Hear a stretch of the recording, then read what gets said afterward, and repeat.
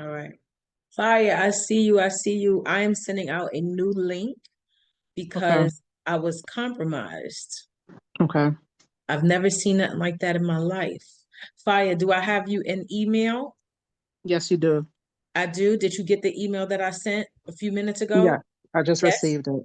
Good. Hmm. So I'm going to send out another email. I'm going to start sending them out shortly because I don't know what happened, but I'm Okay. in the chat and all of a sudden somebody came in and started writing over my stuff, Oh no. recording, posting Hmm. things. It said F nigga slave, all kind of weird stuff. Mm-mm. That's It was the just doing. enemy. The enemy is busy. I was like, oh, I ain't never seen nothing like this. And I don't know where it Mm-hmm. came from. So what I want to Mm-hmm. do is just give it a second, but I'm pulling everybody in shortly. So if Okay. you receive the email, great, because then I'll send you another one right now with the new Okay. link. Okay, I'm gonna Okay. I sit just open wanted to this say one. that I was invited by Kimberly. Yes, she told me some colleagues was coming in, so I'm Okay. All excited. right. I'm Okay. happy. Thank you Okay. so Nice to meet much. you. Thank You you for too. having me. You're welcome. Okay. I'm gonna turn the Okay. camera off a Yep. little bit. You could jump out. All right. All right. I'm here. Should I stay on this link though? You can no, don't stay on this link. I'm gonna send a Oh, new link. okay, got it. So let me come out. Yes. Mm.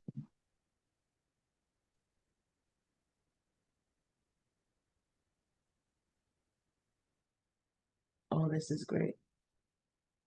This is great. It's just annoying. I don't know why somebody would do that. Go through all that work for what? And now I gotta leave this Zoom open until I can figure it out. All right. Gmail.com. Yep, right.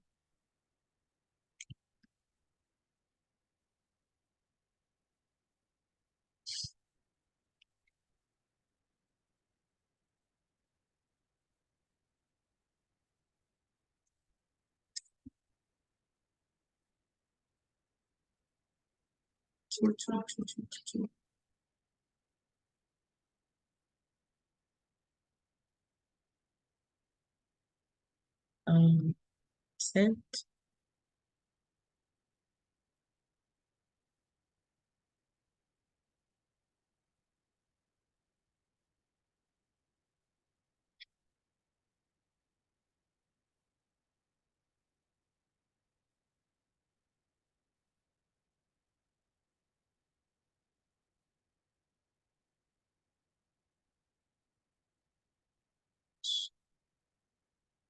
CC.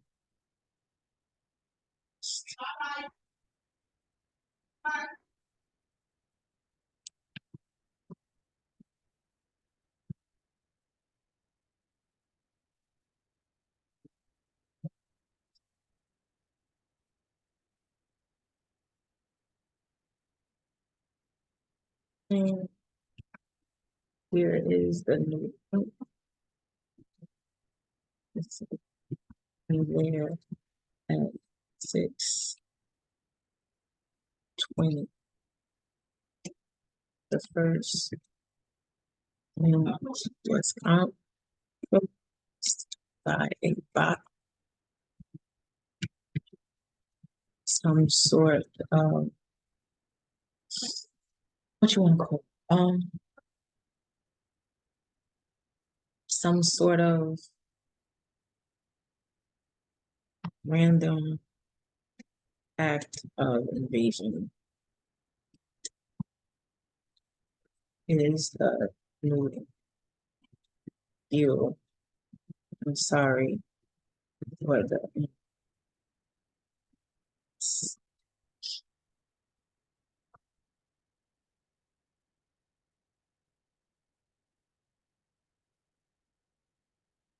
and to event, right? So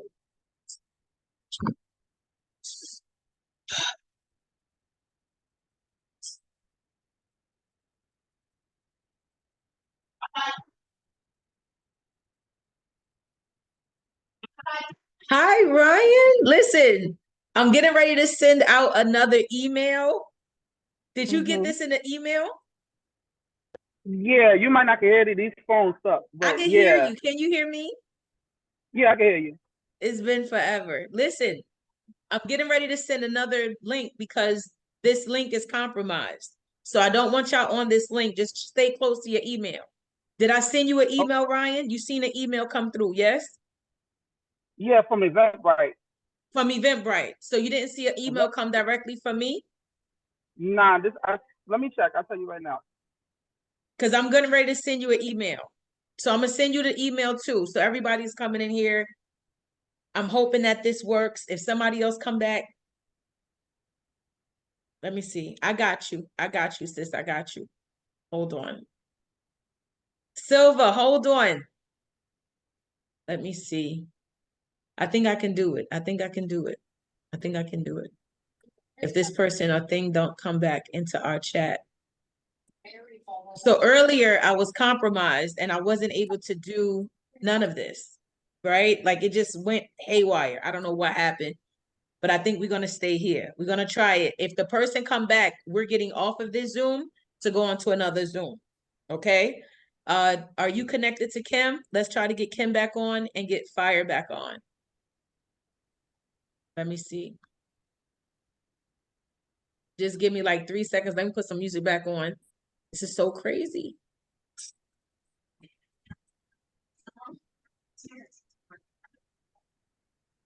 When you try to be great, I tell you, you try to be great. Y'all stay right there. Don't move.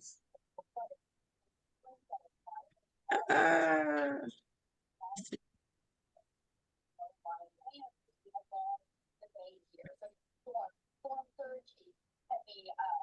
Ocean waves that we're expecting to be unusually high, the onshore winds that we're feeling, it's coastal flooding in the inland area. So this area here, we can see there's not a lot of people.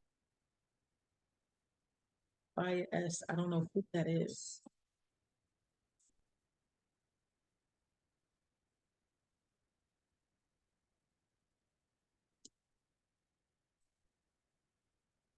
All right, we're gonna leave it here. I think we're good. I think I just had to jump out and jump back in. I think we're good, Carmen. Let me try to connect with Kim and then we're gonna start.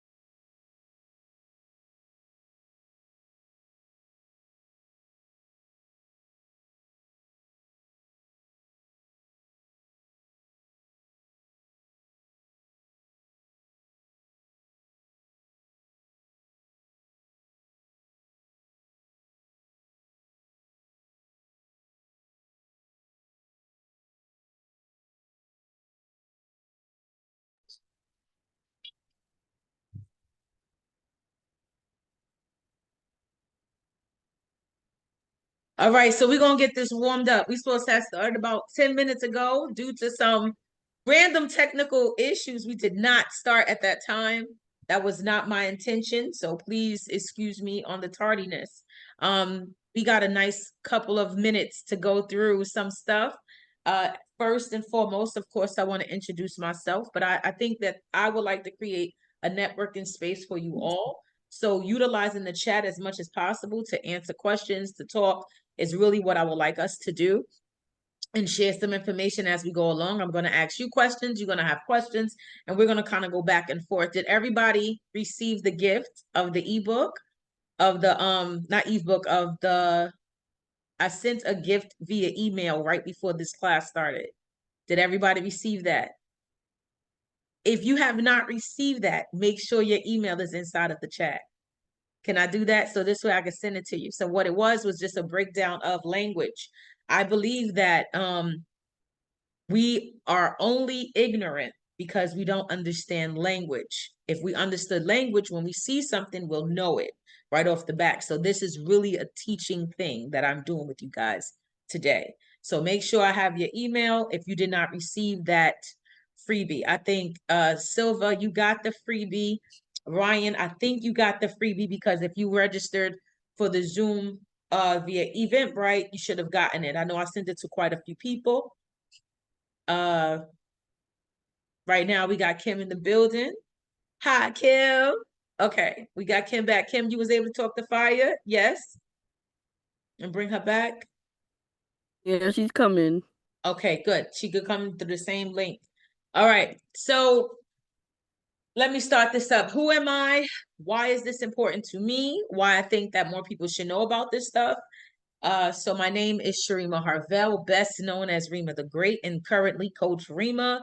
I am a community leader and NYCHA advocate, a small business and nonprofit advocate. I believed in leveling the playing field. I don't think that it's leveled enough. And I think that a lot of our communities suffer from people not having the knowledge they need in order to impact our communities. Would y'all agree to that? If you agree, you could put a 1 in the chat. I told y'all this is gonna be interactive, right? So yeah, right. So as I was saying, with the communities that I come from and the communities that I've been in, and the spaces I've been in. So in the last 5 years, I have worked for the Department of Probation, Department of Corrections, Department of the Mayor's Office, DYCD, and the DA office. That's a lot of agencies to work for in about 5 years, right? In that time that I've worked with them, I've acknowledged that there has been a lack of support around educating folks around who can get what. When I was at the DA office, they had came out with a grant. This grant comes out every year. The grant is $20,000, right? Every year. And it's anti-gun violence, and they're always looking for new people or new programs to come out there. However, our people, the people that are the nonprofits, the low profit folks, those folks, and I say low profit, nonprofits, small profit folks, they go for this grant. But what they do is they end up talking about why they need it and the passion they have behind it versus the impact and et cetera, et cetera. And they don't even know that they're not set up. Now I'm going to ask you another question. If you are a nonprofit or if you're someone that supports nonprofits, have you ever gave somebody the opportunity to go for a grant, or have someone ever sent you a link to a grant? And if so, put 1 in the chat. If you've ever sent somebody the link to a grant, put 1 in the chat. If someone ever sent you a link to the grant, put 1 in the chat. A grant, a fellowship. Yeah, Kim. Right? They send you this stuff. They say, hey, go apply for it because you're doing great work. Am I right? Right. The issue is you go look at the application and it sucks. It says, we need all of this information from you for this grant. Am I right? It says they need a DUNS number, they need your PIP, they need your financial statements for the last year. They need to know if you can do a reimbursable grant. And I'm talking grants, and I know this is a contract conversation, but I'm having this conversation with y'all because it's very important to do so. Okay? Oh, man. I think it came back. Kim, I think it's on your end. I think it's on your end. Let me see something. Let me block this person. Submit. Okay. So I'm just gonna keep this open because this thing keeps coming in and out of here. So with that being said, we have these opportunities that come to us, but we're not able to go for it because we don't know what we're supposed to have. Tonight, I'm going to introduce the basics of what these different sources are asking for. I'm going to give you definitions that you probably never had before. You probably heard of MWBE, but not really have the definition of it. You probably know what procurement is, but really don't know the definition of it. So tonight, we're going to go through a couple of the language, right? And as I help you with that, if there's any questions that come up, let it. And I'm also going to be reading. I'm going to read quite a bit some facts and stuff. This thing got me all jacked up, so please excuse me. And if y'all see anything weird in the chat, you let me know. Cool? Cool. All right. So first off, right, back in the city. Why back in the city? Back in the city means learning how to access the billions of dollars in New York City spends every year through contracts, grants, and certifications, and positioning your business or nonprofit to benefit from it. It's not about chasing handouts. It's about understanding systems that's already exist. Okay. Example, a small Harlem-based cleaning business becomes a New York City vendor and wins recurring $50,000 custodial contract with Department of Education schools. Same cleaning skills, just a new access, right? So how many of you knew New York City spends over 30 billion each year on contracts? If you did not know, right, put a 1 in the chat. If you did not know, put a 1 in the chat. Yep, they spend a lot of money. Next question. How many of you are registered to compete for that money? Like fully registered? Do you think that you are fully registered to compete for that money? If so, put a 1 in the chat.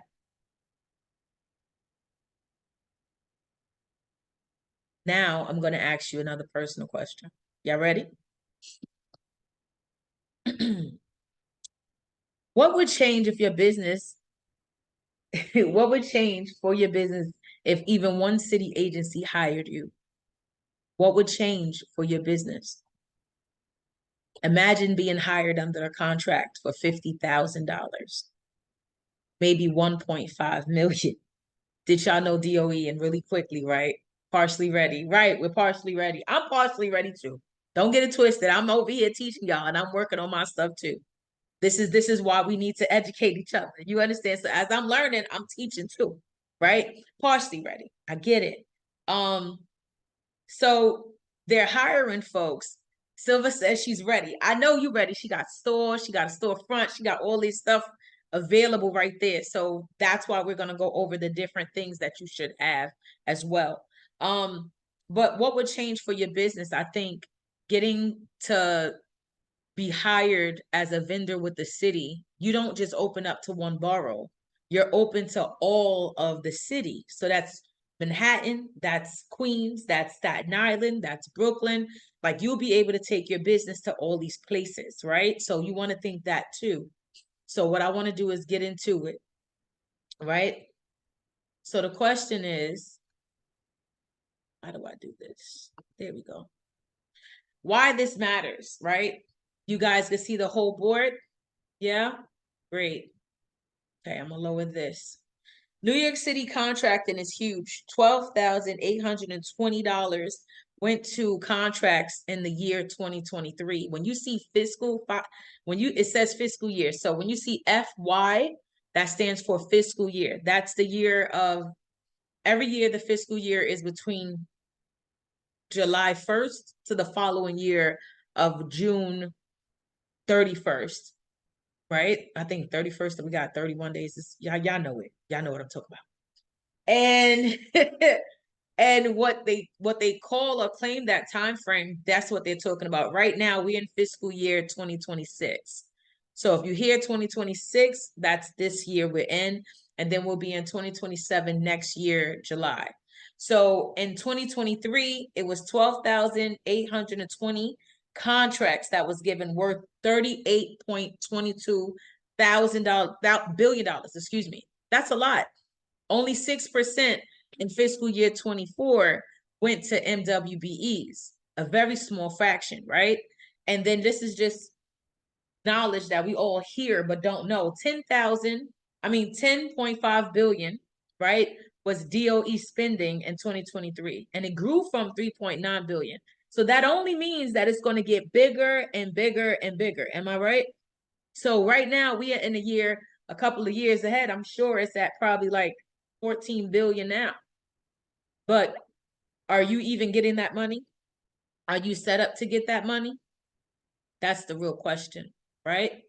So the real money, most people aren't at the table. This is real money, but most people are not at the table. So let's go through some definitions, right? procurement, the process. So this word is procurement that I want to go through with you guys. It's the process New York City uses to buy goods and services from vendors. So whenever you offer your program, offer your service, you always hear it has to go through procurement. There's a agency, department somewhere that somebody's looking at all of your paperwork, checking to see if you have everything in order before they give you any money. Do you guys know what procurement is? Ones in the chat, have you heard of it before? The ones in the chat. Yep. I'll be able to build a team all over New York City. I love it. Yep. Yep. Good. Good. So next is fiscal year. In fiscal year 2023, New York City registered. That's what it states, right?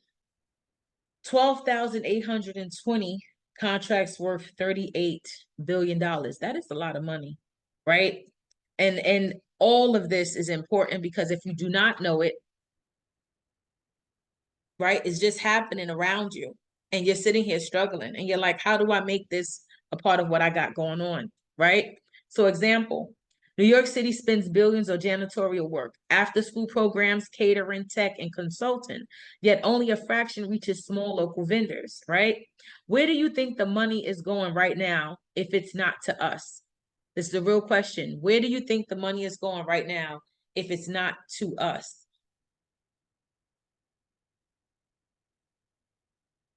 It's not coming back to us, small businesses, right? In their own pockets. Talk your talk, Carmen. I see you. Right, right, right. Let's go. And what would your business need to look like to compete for city contract? What do you think your business would need to look like in order to compete for the city contracts? It just has to be together, it has to be packaged together, right? And then the next is, do you think the problem is money or access? Right now, do you think the problem that we may have is money or is having access to the money? It's both. I believe it's both too. A lot of us is like working hand to fist, trying to save and live off the same money we got, right? So if I go and let's say I'm a chef, I'm a caterer or something like that, right? And I win this big contract with some folks or whatever, and the contract is for, let's say 4,000. I gotta feed all these folks, right? Most agencies have a network of other small and mid-sized businesses that get a taste as long as the kickbacks make sense. Right, right. So the bigger agencies, we're gonna talk about that. So the bigger agencies are called the prime contracts. The smaller agencies are called the subcontracts. And we'll get into that in a second as well. So as a catering business, you get this contract, you got $40,000, but that $4,000 got to go to rent, got to go to kids, got to go to, paying for the food, paying for the servers, doing so many other things. You boil it down, you made $500. What kind of life is that? However, if you are contracting in a bigger way, like we're doing a big thing, you get to walk away with bigger money. Please excuse, I'm a little frazzled still from earlier, trying to catch it. So let's go to the next slide. Hold on. There we go. Now, why small business nonprofits miss out? Lack of registration, right? Not signed up in Passport or SAM.gov, which means that you're invisible to the agencies. They're missing paperwork, missing EIN, missing insurance, or the W-9 makes you non-compliant, right? And a lot of folks is missing these things, right?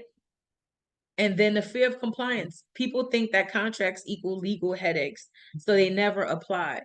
Have you ever felt that before? Have you ever felt that sense of, I didn't comply because I felt nervous to apply? And if you have, put the one in the chat. And another question, do you know what SAM.gov is? Are you aware of what SAM.gov is and what it does? Who's talking? If you are aware of it, put a 1 in the chat. If you heard of SAM.gov, put 1 in the chat. Thank you, Kim. So SAM.gov opened you up to federal funding, right? Bigger money, right? From the federal, not state, not all the other stuff. We're talking about they fund like hospitals and programs like that, right? Fire can't get back in. Okay. Send her, tell her to text me. Can you send her my number and tell her to text me, please? So I can send her the link from my phone. Thank you. So, yeah, so that's what they do. And this is what usually happens to folks. They get scared. They don't go for what they want to go for. The lack of registration. A lot of people are not in Passport. I don't know why you're not in Passport, but you have an LLC, right? You might not be in PIP, which is the payment information portal, where you can actually receive your funds. You have to register your bank account there, right? And then SAM.gov is such a long process, but it's so worth it. So if there's a competitive bid out there, you can actually go for it. And a lot of times when it hits the local city, like I think we have in Harlem, SBI, right? He had a grant that came out. I could have easily had gotten it, but I didn't have a Sam's account at all. And it was like, dang, I just missed out on that. Right. And I think it was like 25,000, right? How much you could do with 25,000. But what happens is we miss out on different programs just cause, which is really not fair. So let's go to the next piece. And it says it's not about ability, it's about access. So it's really about having access. But even if you have access, like I asked you guys earlier, people send you like grants all the time and whatnot. You know what I'm saying? So, you know, can you really apply for it if you're not set up? The next is a little bit about Passport, becoming a New York City vendor in Passport. If you received the email from me before this, I had sent you an email with all the information around Passport. So there's a link that you can go to register, and that is inside of the email. And if you have not received that little booklet thing that I sent, the little PDF, I will be sending it out again. Kim, are you able to get Fire in? Kimberly? Sorry, y'all. Let me see, copy event. Yes, I'm working on it right now. Here's the link. Send her the link. It's right inside of our chat. Just copy the link and send it to her via email. Okay. So becoming a New York City vendor, Passport is your key to the city. It's New York City's official vendor system where all contracts live, right? So Passport Procurement and Sourcing Solutions Portal. I'll say that again, slow. Passport stands for Procurement and Sourcing Solutions Portal. It's New York's official online system for vendors. This is where every city agency posts bids, evaluate vendors, and award contracts. Every week, I get an email from Passport that tells me about the things that people are looking to get bidded on, right? They are looking for contractors for these things. And if you're a part of Passport or registered in it with your business, you will catch these deals. Now, a lot of it doesn't fit me because I'm not in construction spaces, but there's some things that is social work. There's some things I've seen come through for catering. Like there's things that come through there. So it's best to be on their email list. It's best to be in the system. It's best to just kind of sit through it when you get the chance to sit through it as well. Okay. What kind of business can be registered? All businesses. If you have an LLC, you can register your business. And then while you're registering in Passport and you're setting it up, it does ask you for the type of business and stuff like that that you have. So you will want to be able to say, these are the scope of the work that I do and etc. So everybody's able to register as long as you have a LLC. Did that answer your question? Because I don't think it's any specific. I haven't seen somebody get rejected from Passport yet. And I've seen consultants. What about the NPI? Explain what NPI is. So LLC is for like a regular business. So like, for Yes. example, my husband has a vending business where he does video games, photo booths, arcades, like all arcades. And Right. then for myself, I have the NPI, which is the National Practice Identification. So I am a licensed clinician, and my NPI is like a social security number kind of for my business. So I'm able to open up my own private practice with that NPI. Do you which have is an EIN number for it? No, the EIN is linked to the LLC. That's different. The NPI is more for being able to bill the insurance for seeing clients and stuff like that. Okay. So hold on 1 second.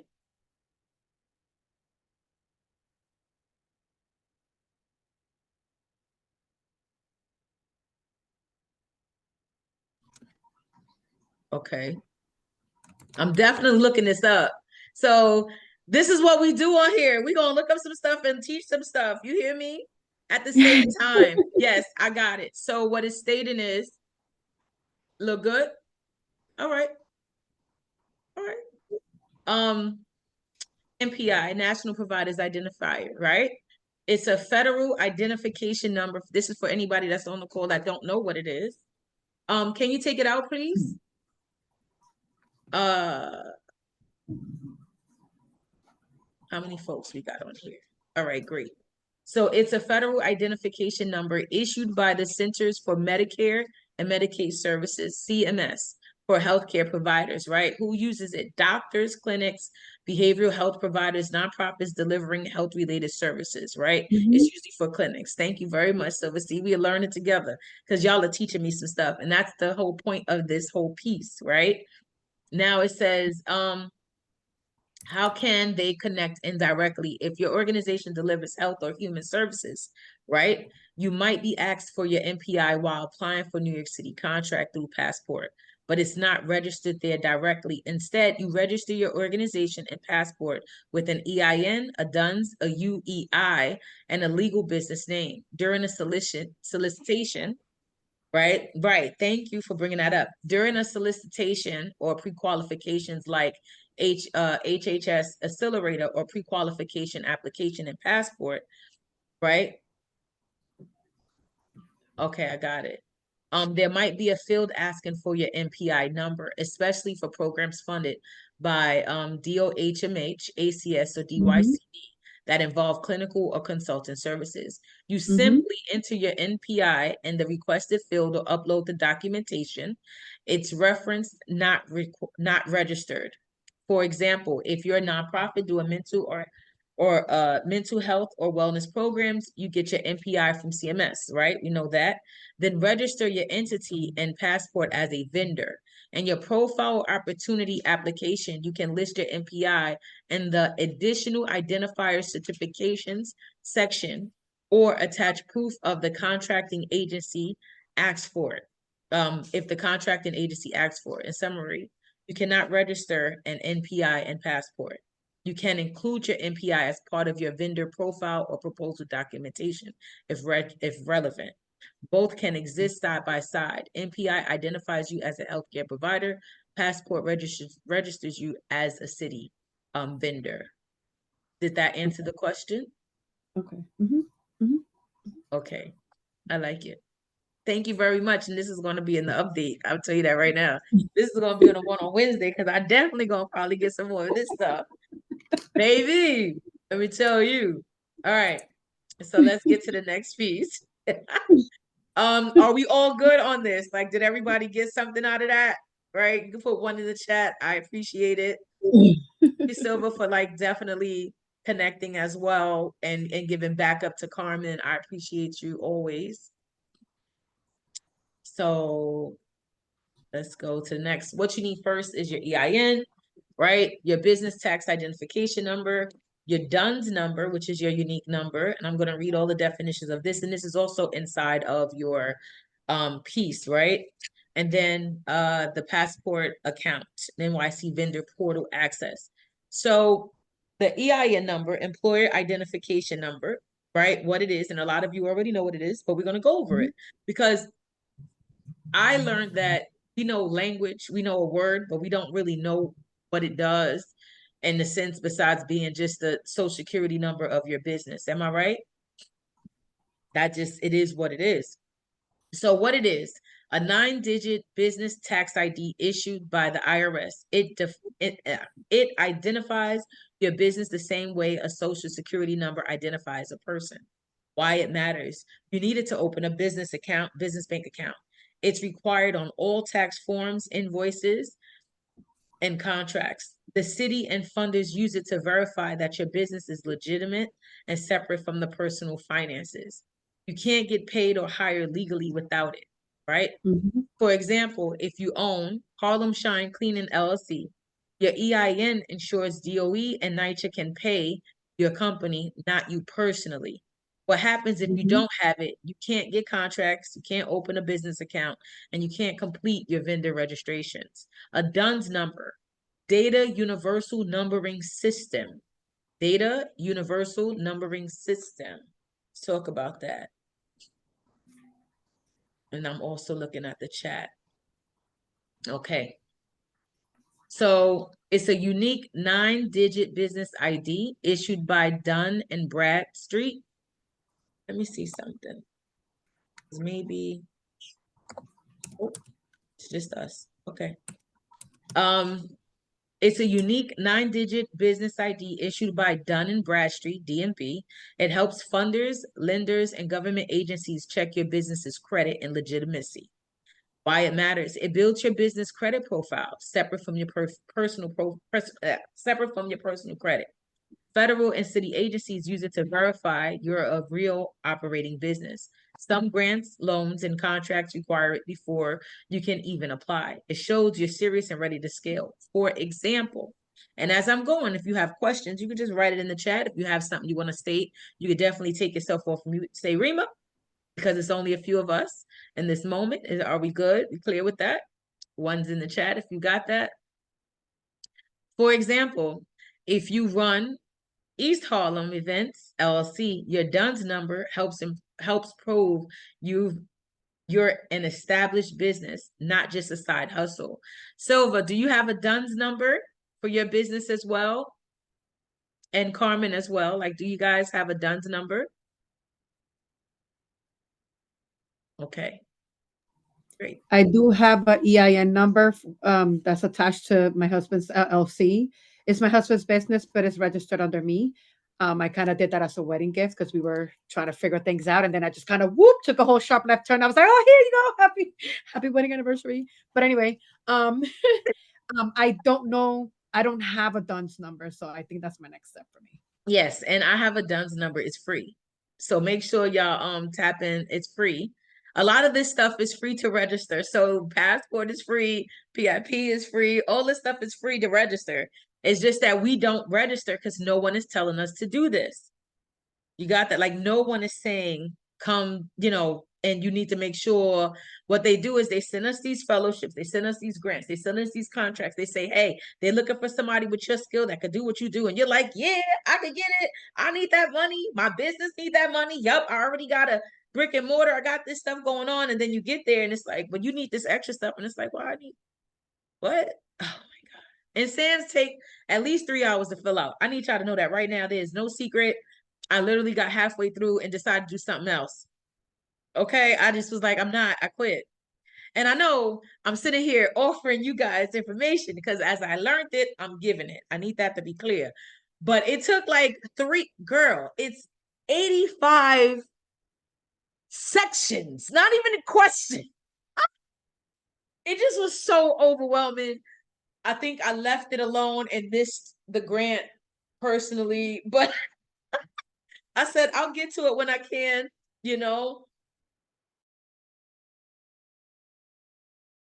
I'll get to it when I can. And I just was like, all right, yeah, I'm not doing that right now. But I think others should, especially if you are working towards getting the federal funding. Oh, we're on the same page, right? So what happens if you don't have it? You can't complete your SAMS Gov. That's why I had to get it because I couldn't complete SAMS at all. And I keep saying SAMS, but it's sam.gov, right? I couldn't complete it. You can't get your passport registration and you miss out on federal and local funding opportunities. I remember SBI, he's our I don't remember what SBI is. He's not a councilman, he's not assembly, he's like another head, he's a legislator, I think. He's not a councilman. He's something else. He's like, yeah. He's no, he's congressman. He's Congressman SBI. So he's in legislation. He gave out this grant. I think again it was like 25,000. I went to go for it and I had everything I needed. It was real simple. Have your bank account, be registered in passport, have an EIN number, have your DUNS, like not even your DUNS, just have the regular stuff you need, your articles of organization. I'm like, all right, cool, I got all this stuff. And then boom, I need to be in Sam's because what is your DUNS number and your unique identifier number? I was like, all right, let me go look at it. Let me help. And then, we're going to talk about it. Chat AI is really great. So I'm all in AI, like help me answer this according to my business. And it was just, I said, oh, this is going to be an all day thing. I think ADHD is a real thing sometimes, especially when we're like, you know what? I don't really need this money.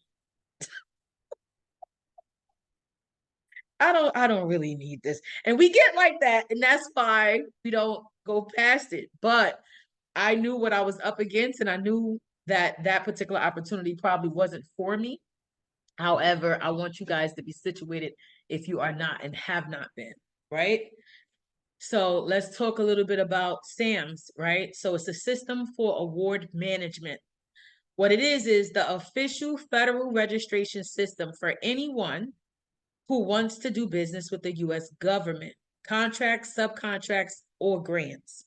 Why it matters, it verifies your business on a national, not just local level, right?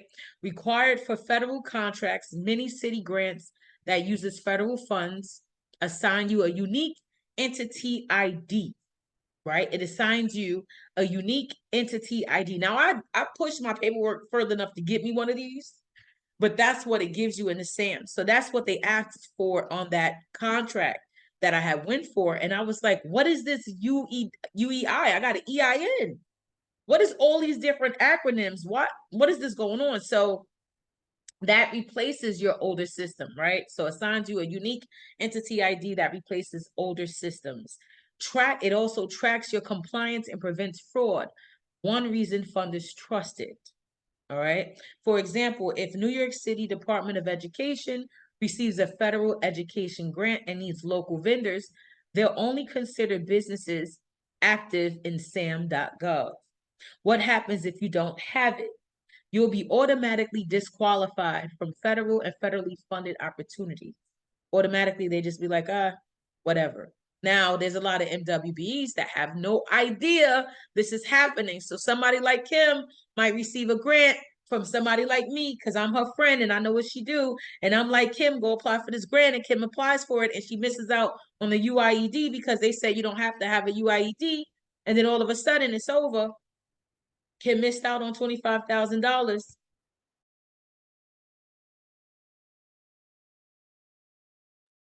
And it's over. You understand? So it's like, what do we do then? Just because you didn't have this knowledge.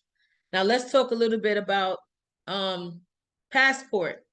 So as I mentioned, Passport is the procurement and sourcing solutions portal. What it is NY's official vendor registration system. I told you that's where you get the emails. People are always reaching out, talking to you. This is where all agencies, DOE, DOC, DYCD, NYCHA, etc., post contracts and verify documents and pay vendors. Without Passport, NYC can't legally issue you a contract.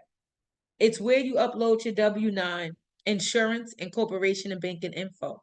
Keeps your business visible to city buyers looking for vendors. It's a central hub for MWBE certifications, solicitations, and updates. For example, if you're registered in Passport, you can get email alerts when DOE posts a new bid that fits your business category. What happens if you don't have it? You'll never see or qualify for city contracts, even the ones meant for city or minority-owned businesses. If you don't have it, you can't even qualify. You need to have a Passport account.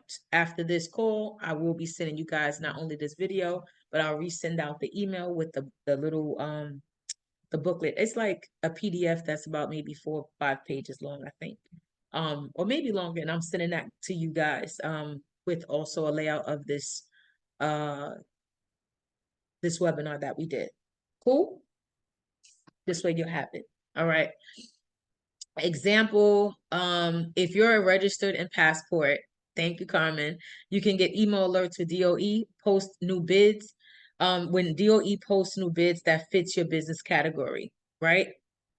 And that is important. So like I literally get emails like every week on it, right? So it says summary of why all four work together. Requirement, the EIN, what it does, it identifies your business for taxes, why it's important, needed for all payments, banking, and contracts. The DUNS number builds business credibility, opens doors to grants and contract eligibility. SAM.gov, federal level verification, allows federal funding and national contracts. Passport, New York City vendor registration, allows local New York City contracts and certifications. Example, think of this as getting your driver's license, registration, and insurance before you drive your business on the city highway. Yeah, getting situated. Ask the, which of these do you already have out of the four that I've mentioned? Which of these do you already have? Do you have an EIN? We know you probably don't have the DUNS or the SAMs, but are you in Passport at least? Got it. I only got my EIN for my husband's business. I have the NPI for my business. The only thing that's holding everything back is that I don't have an office because I am legally able to see clients. I just don't have an office to start. So can I offer? Where are you located? So I am in Westchester County, New York. I'm licensed in New York and in Connecticut as an LMSW, and I am currently a licensed crisis clinician, and I work with law enforcement. So we do a lot of de-escalation on the road. So I was thinking of trying to be my own mobile crisis clinician where I could just right now kind of be mobile and kind of see clients where they are in their homes until I can get situated into an office. So I'm gonna ask a question. That's what I was getting ready to ask her, right? Because Silva has space, but I'm gonna ask this. I want you guys to connect, right? So this way you can have some space. Are you willing to work in Harlem is the question. Before I go into my question, are you willing to come to Harlem? I am willing to go wherever there is the population that needs help and needs people to advocate for them, because So I'm gonna cut in and say, I wish for you to be more specific when you are talking about people in need. And I'm going to express this as my own personal Coach Rema piece.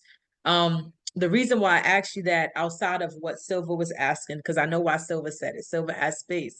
So and she has a beautiful space in Harlem. Silva, shout out to you. Honey, I seen you grow. I seen you grow in this last like 4 or 5 years. You are doing your thing.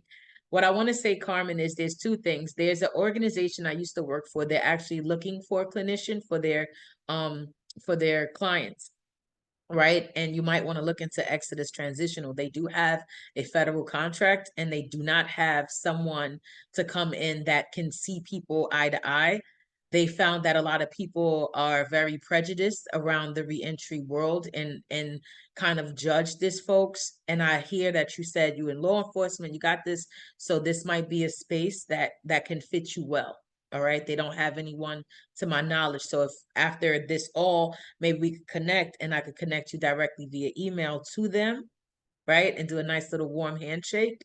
So I got you with that. The next thing I was going to say is, we have a lot of community centers in our community. And if you come in as a co-locator, I'm sure you could use the space to do things. Now, I don't know if you'll be able to do private practice in the spaces, but that's a start, right? Like maybe look at some libraries where you can go and just get in a little cubby booth. I know that we have, and I don't know how people feel about it, but I'm going to just be honest. The Church of Scientology in our Harlem space, I went there just to check it out and look at the spaces they have. They have a lot of unused space, conference rooms, special rooms, things of that nature. They don't really ask for funding. They ask you to take their classes, So if you're willing to take a Scientology course, you have access to their space. And if you want to bring in clients, I'm sure you could bring them there because I was looking to host an event and that's the space that I saw. More information. You want to look at libraries because libraries have community rooms that is not utilized. A lot of the library spaces are not utilized. I would also offer you to create some sort of hype for yourself where you don't have to see yourself only as an individual clinician. That means that you're doing one-on-ones, but you get to see yourself as an authority in the field. That means that you get to create spaces, you get to create circles, you get to do big circles of folks, right? You get to also have Zoom calls. You are able to go beyond what you see. I need you to understand with what you're looking at, you are able to do this regularly. A Zoom account don't cost more than $160 a year, and you can get on as long as you want. And you can have up to 100 people, I think 50 to 100 people to be on your Zoom. If you decided to do a wellness Zoom, and I'm just giving you my little bit of, hey, bro, I see you. I love you, Joshim.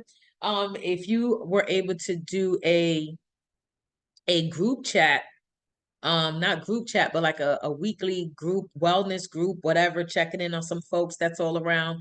Maybe they're not in desperate need, but everybody can use a space where they could come and woosah. And if they are, and then you're able to take Medicaid or some kind of insurance, because I'm hearing that you are registered, right?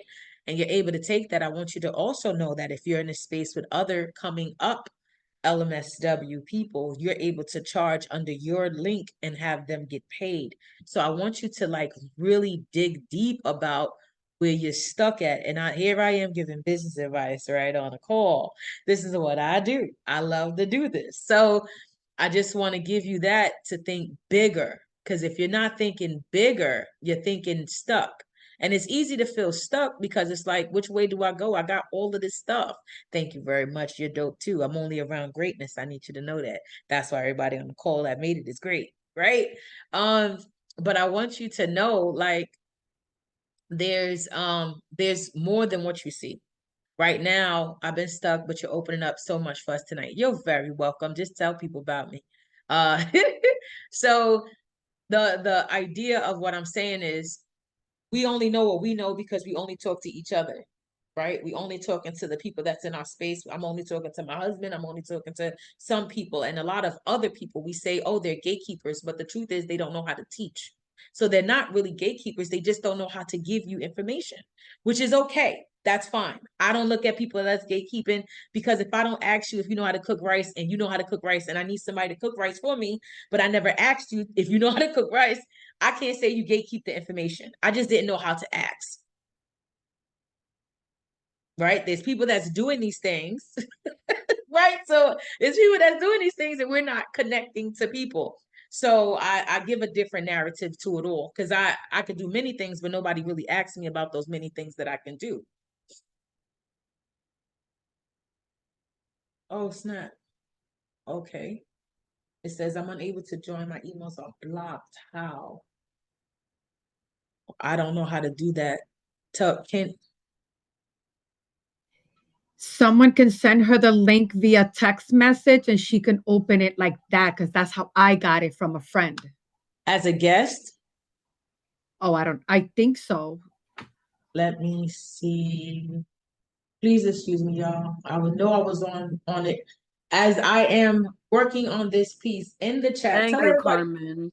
if everybody can jump on Carmen first and just give a brief of what you do, because I really wanted to do a nice introduction anyway, and let us know a little bit more about you while I do this. And then after Carmen, I want Silva. After Silva, I want Kim. Then after Kim, I want Joshim. And y'all can all just kind of flow like that. But Carmen, go ahead. There's no time limit. Do what you do. Let me get this girl on. All right. I think I said a little bit before, but I am bilingual and I have a master's in social work. That ended up kind of falling on my lap by accident. I was trying to be a forensic psychologist. I'm still trying to work my way that way, but I went to Fordham University. I did all of that there, and I'm licensed in New York and in Connecticut. Um, and right now I am a crisis clinician and I work with Westchester County Law Enforcement. So what we do is whenever there's a 911 call, law enforcement goes out. If there's anything that's non-criminal and there's anything that's mental health related, substance use, domestic violence, anything with youth, anything going on with the schools, we end up getting involved and we provide de-escalation, we provide resources, and we get people connected.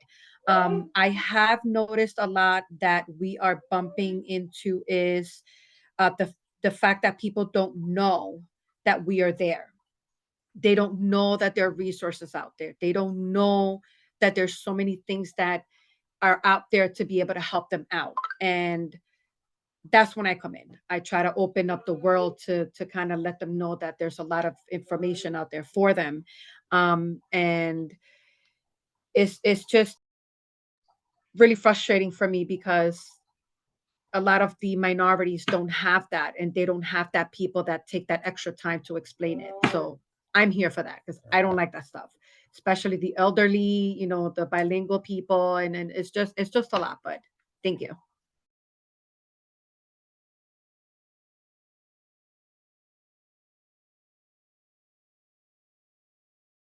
All right, Silva, you're up. And thank you, Carmen, for that. I don't like it either. I'm gonna tell a little bit about my stuff too while we're waiting. Hello, everyone. You can hear me? It's light. Talk a little louder. You get loud. You can hear me now? I can hear you now. Okay. Hi, everyone. My apologies for not showing my face. My front camera doesn't work, so you'll see my logo up there. But a little bit about me and my background. I do what I don't do. So I started a new business. I'm a year in. I do body contouring. And before my body contouring, I opened up my catering business, and before the catering, which is how I met Rema, I was doing a radio show.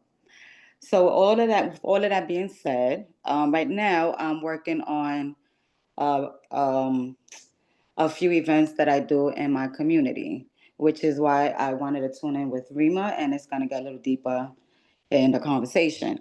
But with the body contouring business, what I'm doing is aside me having a location in Harlem, I also opened up a program that I've been trying to put out there. So the program is not only for the adults. For the adults, there's a fee for the adults, obviously, but for the youth, the training program that I have is going to be free for them. So I would like to market that part of my business when it comes to the training program. I'm not sure how to go about it. I tried, made noise, and nobody's honestly jumping on it. But I do have a registered nurse who is taking a course that I need her to take in order to run the program that I have in my business. So, that's about it. Hold on. So you want to do a training program? Did I hear that right? Yeah, so I have the training program. It's a body contouring assistant. And what I wanted to do is to introduce that to the community, let them know that the program is free for the youth. They can get the certificate, and with that certificate, they can go ahead and work or be an entrepreneur. What They can did you go. need? I'm sorry? What did you need to do that? I just need the students. You're lying. That's all I need is the students. I No, have the you're space. you're a liar. Yeah, like that's all I need is students. Like I said, I have my nurse. She's almost done with the course, so she's ready to start teaching. I have one other facilitator. She's bilingual, and but I So, want to send her back home. But yeah, I'm just waiting to see what students I can get. so the question I have for you Mm-hmm. is, what's the age? Right? So it's also between like six. So it's youth age. So 15, 16 to about 19. Okay, so we're talking about high schoolers, right? Yes. And what area are you looking to do this? Harlem, Bronx. So depending on the area, depends on the district you're in. I hope you Mhm. have a pen because I'm about to go real fast. Okay, gotcha. So Carmen looked up at the camera. Yeah. Let's go. So the district that you're in, the DOE district, you want to be able to connect with the parent coordinators. Okay, parent coordinators of the district.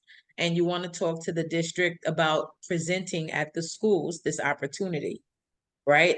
And you want to make sure that your program, all right, come on, Kim. Your program. Kim, break down what CEC is on the chat real quick, please. You want to be able to break down the program in a way where it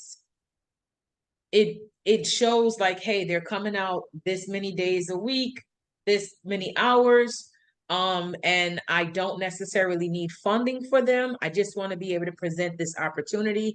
The program, you can even say the program is already funded since you're doing it for free and nobody needs to know how it's funded. It's already funded. The goal is after they get this training that they could become one of my estheticians. Assistant, Like exactly. It could be an I'm assistant. giving them the connection, right? District, you are in connect with the parent coordinators, talk to district about opportunity program growth, right? So because the district will allow you to speak, but they will want so much more paperwork if they had to pay you. You're not asking to be paid, so it should be easy for you to go into their parent meetings and their groups and their assembly meetings with the parents and things of that nature, just so you can pitch it. I think that this program will work better in high schools with high school students later on in the year. Students, so we're talking like 11th and 12th graders. This way that they can see a future after. And everybody loves lashes. Everybody loves body stuff, you know, I mean, and the beauty industry is getting big. So. body contour. I seen what you did. I literally, you know, been following for years. Everything that you do, I follow you, right? But I seen what you're able to do. And if you could teach somebody that, that's not just body contouring. You're actually helping to take their lymph nodes and drain them. Yes, yes. Right. So let's use let's use the language that we're using. See, we could say body contour and it sounds like it's a cosmetic thing, but you can say lymph nodes draining, lymphatic nodes draining, which helps with circulation of blood. It helps with moving fat cells around. And this is not me guessing, this is me like knowing. No, that's what it is. No, it's lymphatic drainage massage. So language is important, just like I'm teaching y'all language tonight. Language is important, so make sure you're using the proper language for these things. Okay? I want you to put that all in your proposal where it sound more clinic-like. It sound more like they're going to get this training and this is what they're going to learn how to do and the benefits of the person that they're doing this on and where they can go after I give them their certificate. They can work for me, they can work with me, or they can work with another agency doing this work, right? And after right out of high school, I'll take them. And that's what you say too. I'm not going to take them now, but right out of high school, I'll take them. Yeah, I have it all down. I'm just waiting to have the opportunity to introduce that. So Monday's the opportunity. I heard that. Y'all heard Monday? I heard tomorrow. I heard tomorrow is in the rain. In the rain? Yes, we're gonna go outside in the rain and be really cute because you're really cute all the time. Y'all gotta follow I do this. I do this. You gotta follow I be outside. We're gonna go outside. We're gonna look up I got what district. flyers. I was in Harlem. I've been in Harlem 2 weeks giving out flyers. We're gonna look up what district I'm in. If you're in District 4, then Christy Dela Cruz is your district superintendent. You're gonna look up the superintendent. You're gonna look up the schools that's closest. You're gonna look up the high schools that's in Harlem, the high schools that's in the Bronx where you want it to be. And you're going to go ham. There's a thing in the speaker community where they do donut runs. Have anyone here heard of a donut run? I'm gonna teach y'all some stuff today.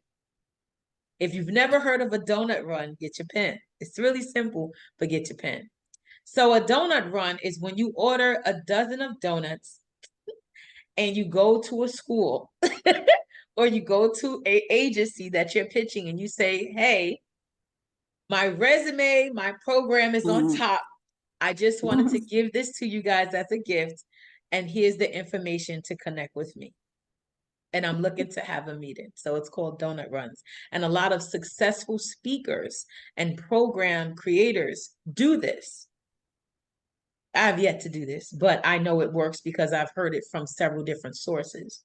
So I was like, okay, donut runs, that's what we call it. So if you've never heard of that before, that's how you get in where you fit in. That's dope. Okay. I guess I'll call mine the arroz con pollo run, and then we'll just go down because that donut stuff's gonna sit on my thighs, but the arroz con pollo with a little bit of soda goes a long way. That part. I love it. I just love it. So, okay. So now we have Kim. Kim, can you tell us a little bit about what you do? The cheesecake run. Absolutely. So Kim makes cheesecakes. Okay, hello everyone. My name is Kimberly Tyree, and my business is called Lady Survivor Family Benches. We provide direct support, respite care, and referrals to workforce development for single parent head of households. And the objective is to minimize and reduce the amount of Black and Brown and Latino children going into foster care just because the single parent doesn't have the basic necessities that they need. So we're an alternative to the Child Welfare Administration, and we believe in an individualized approach and not a cookie cutter approach, and one size does not fit all. And cheesecakes are the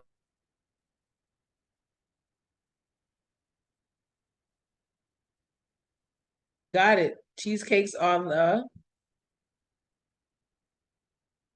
wait, Kim, cheesecakes are the what? It just locked on cheesecakes are the cheesecakes are the LLC component, the for-profit component of my business. oh, okay. I like that. Come on now.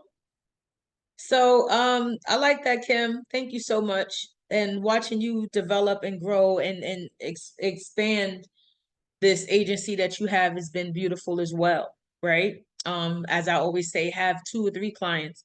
We have access to stuff that we learned in um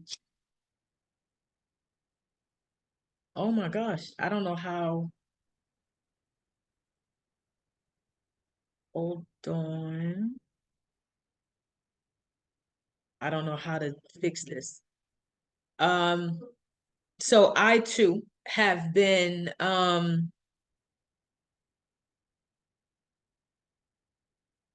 would y'all mind giving me like 2 minutes? Let me try to get her in here. Is that okay? What I'm gonna do is I'm gonna play some music. Can we play some music and mute for like 2 minutes? If y'all gotta go to the bathroom, go to the bathroom. This would be a great time to take a small break, and then I'll come back in with my little story. We cool? All right, we'll be back at 7:15. 3 minutes, 3 minutes, 3 minutes.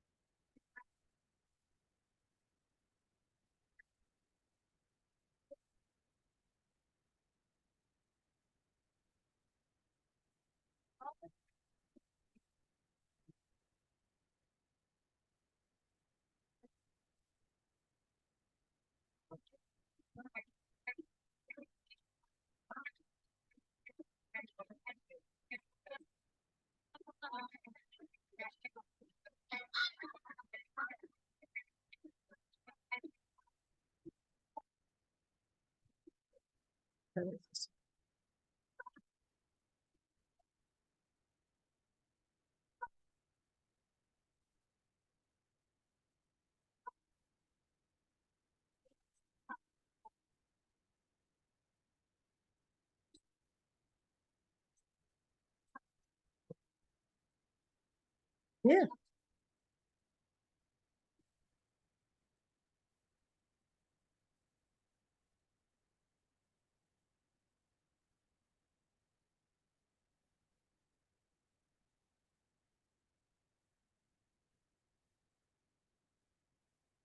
Shit. I can't do it. I can't do it now. Yeah. Okay, sorry.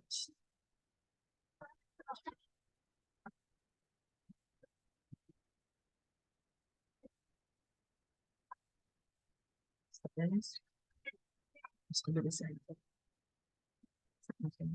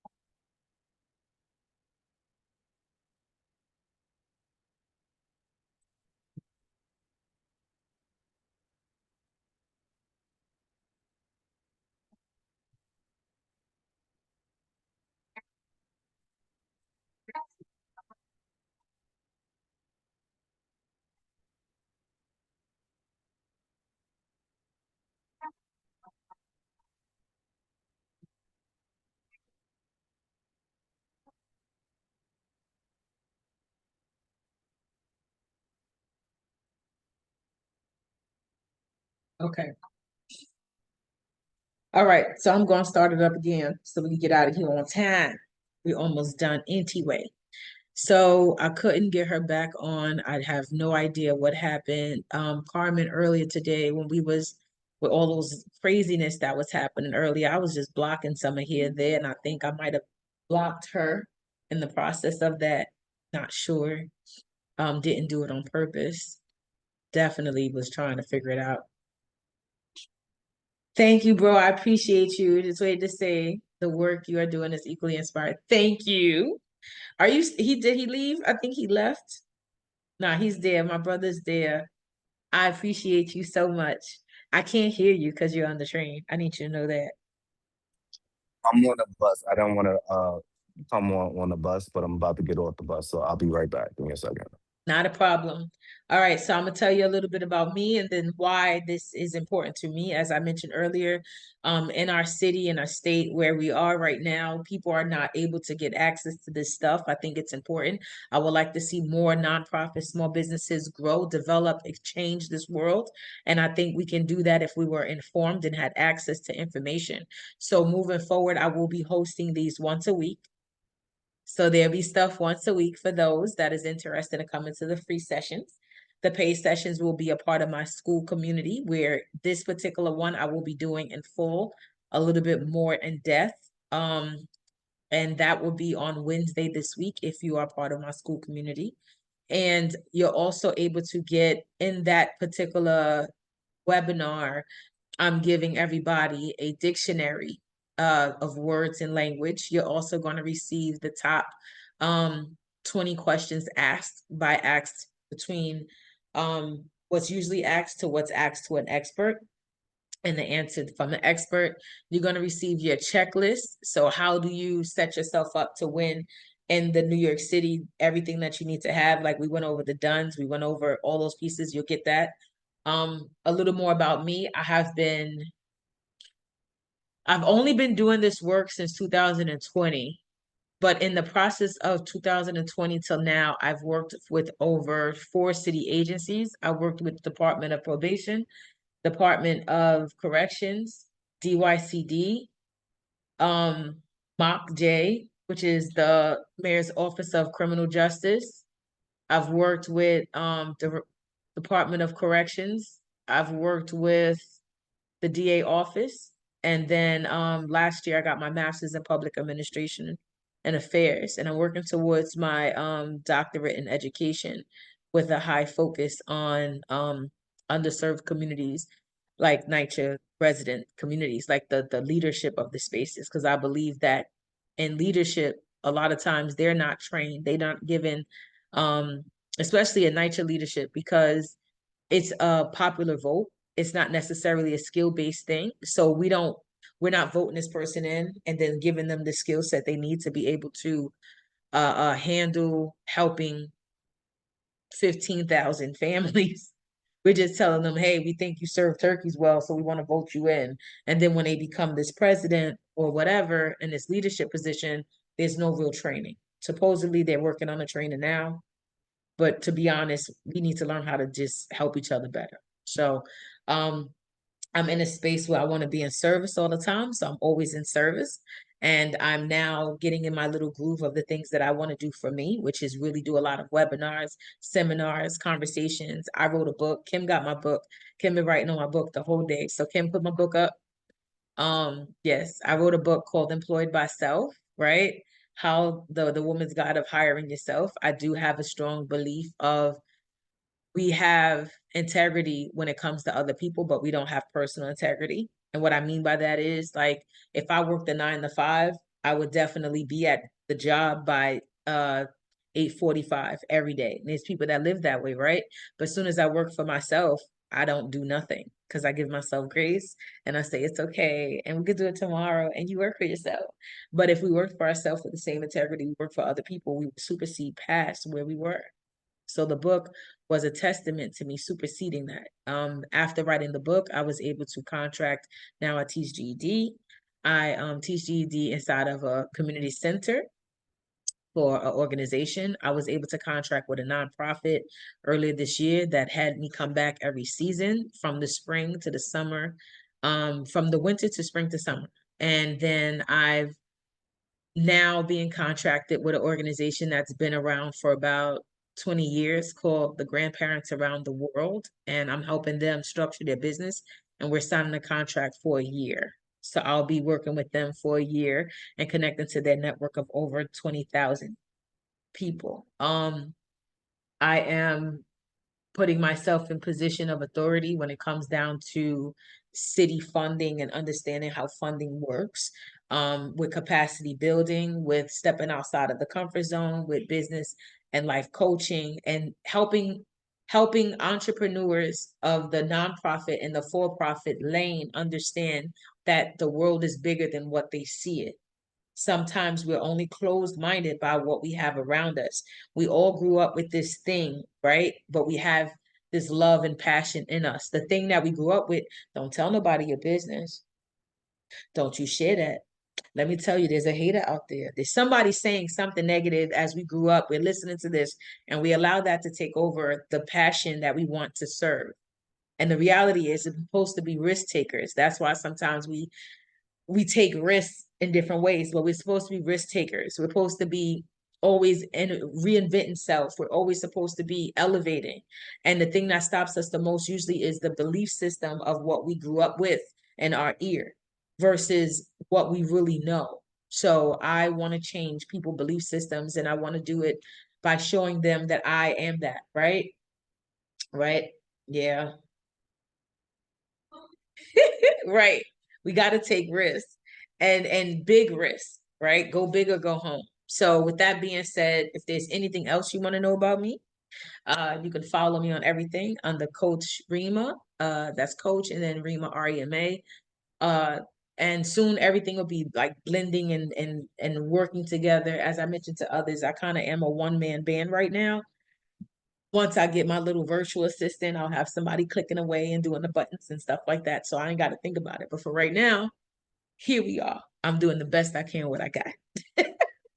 And I want to inspire those that is interested in doing a lot of this kind of work, this webinar kind of work. Get your groups together, because the metrics and the money is really about the impact.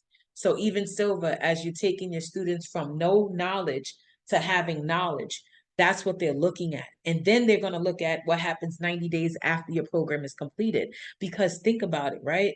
How much money is out here? Lots, right? I said that. But if you had $15 and somebody asked you for $15 and you gave it to them, and they said, well, I want to take this $15 because I want to do this with it. And you give them the money and they do the thing. And then you ask them, so how did it turn out? And they tell you, well, I don't know. You're like, you don't know, but I gave you the money. How did it turn out? What was the impact? How many people were serviced with this little $15? You told me you had an idea. Like, what did I do with that? Right? So always gauge that with assessments, pre-assessment, post-assessment, and then another post-assessment. So after they learn it, did they get a job? What was the percentage of your retention rate during? How many people stayed coming to the program? Because that's going to measure the metrics. It's not really about the why. I'm doing this program because I really want to teach them a skill, and I wanted, because nobody was there for me, and everybody, I wish I had something that is good. No, they want no numbers. They want to know numbers. They want to know, why is this important? Like, besides why is this important? Why is this important to me? Because if I got $15,000 and I'm investing into you, right? How am I getting my investment back? How can I tell people Rema the Great, Coach Rema Business, Harvell Consultant, invested in Kimberly, right? And then in that investment, we were able to see and fund this program that grew. And then she was able to get 15 people out of that program that no longer had to deal with ACS because they was thriving.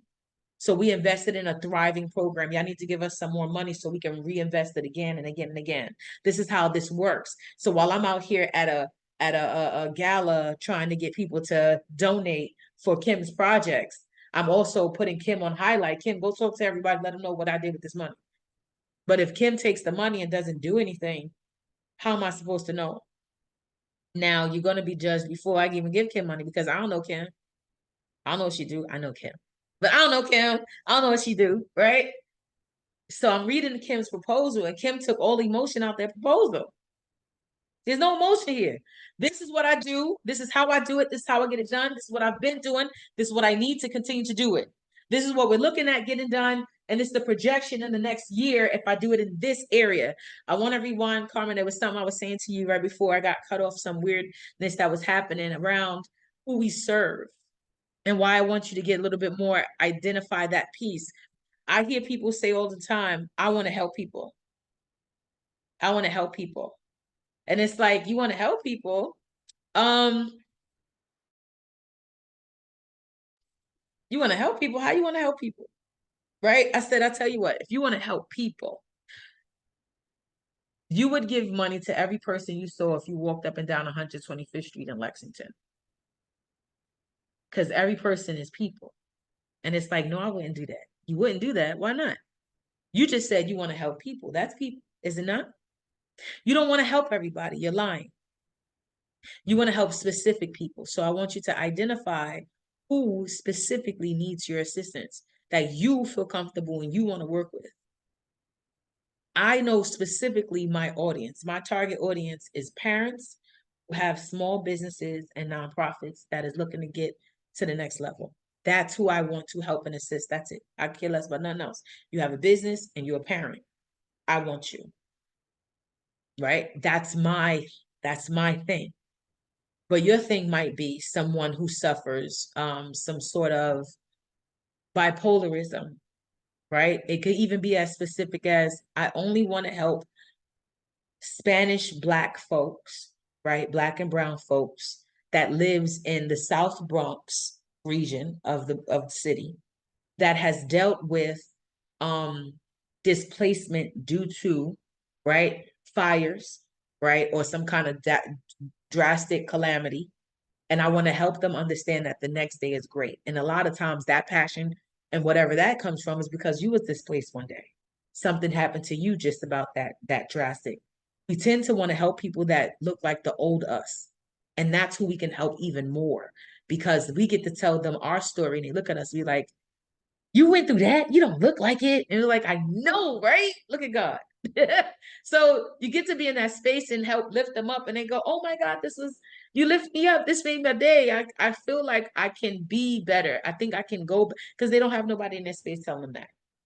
So we were meant to go through some stuff, get educated, invest ourselves so we can be in those spaces. If we're all on the same page, I hope I'm not rambling too much. Are we still all good here? Is everybody good? We could get a thumb, one in the chat. All right, good, one in the chat. I appreciate y'all. Appreciate y'all. So, and Silva, make a flyer and I'll post it that you're looking for that. So I can also help share that. So as I closing this part out, that's about me. Those are my thoughts.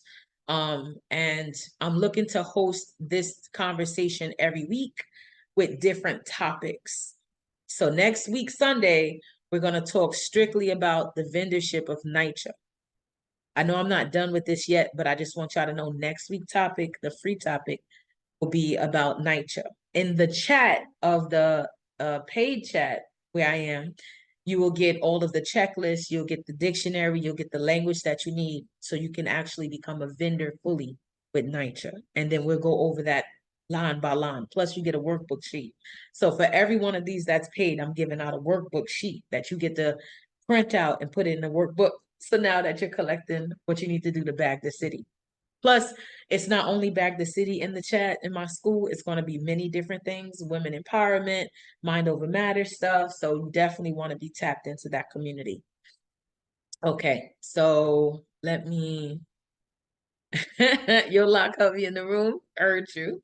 All right, so we're going to go to the next piece. So what are you uploading, right? You're uploading your incorporation documents, right? You're uploading your W-9, you're uploading insurance certificates, you're uploading your bank account information. You're welcome, Kim. You're uploading all of this stuff. There's a reason for that, right? Where am I? Right here. So what's required? Your incorporation documents, your LLC, or your 501c3 certificate proving legal formation. W-9 tax form verifying your business info. Do everybody know what a W-9 is? You should know do you have a W-9 available? If let's say I wanted to hire you right now, do you have your W-9 available? Right. You should definitely put your W-9 together and have it available. It should be inside of your, don't hide your face, Carmen. I see you. Another thing you just don't get. Silva, do you have your W-9 available? Explain it quickly, sis. I got you. All right.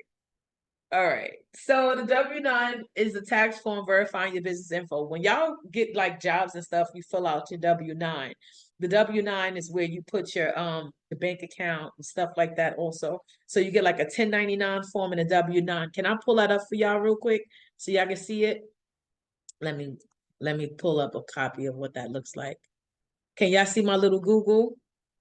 Yes? Okay, cool. So W-9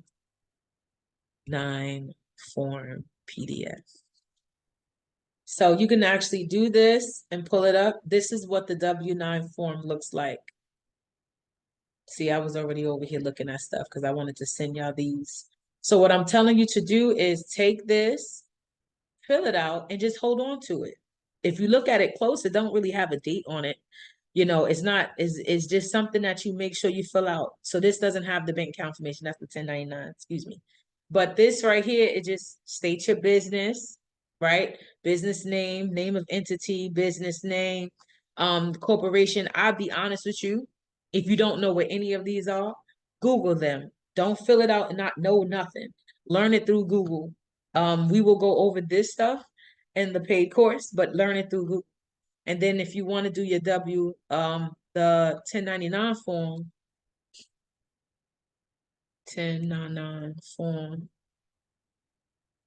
which again, this is something that, you know, you should have as well. I believe this is with your bank account. So you see this? So it's like, how they pay you, right? Payer's address, information. How do they pay you?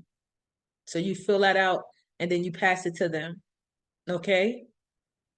Because they want to know in what ways they could pay your account number and stuff like that if you're going to withhold taxes and whatnot. And usually the W-99, a lot of companies and stuff like that, they have it already in like their own little electronic system. So they'll just have you fill out their system and it just kind of go through. When I was contracting with CCFY, the organization I worked with throughout the year, they had their own like little check system, something. So I just had to fill it out and it was there. But if it's not, you want to have those two things available. Okay. The insurance certificate. Do y'all have insurance for your agency and your company? Do you happen to have insurance? You don't have insurance yet. All right. So put your documents in a binder. Absolutely put it in a binder. It says for my catering, yes, not yet. I'm working on it. So, all right. I love y'all because it's not like I don't have it. I'm working on it, Rema. Insurance is very important. I'm gonna tell you why. Hallie, all right. So insurance, I literally, in order for me to get what I needed, I had to get insurance. And I didn't realize that I needed to get insurance. I know that sounds terrible, but I didn't know. I had put all my paperwork together to be a vendor for NYCHA. I gave them everything. I gave them the programs. I put everything together and it was like, this is nice, but do she have this checklist? And they gave me this really intensive checklist and having insurance was one of them. So I got me $1 million insurance, liability and general liability insurance, $25 a month. Doesn't cost a lot. I use Next Insurance. So if y'all look this up, it's called Next Insurance. And you can pretty much get your insurance around however you choose. It was really inexpensive. It was $25. And yeah, you will want to do it like that.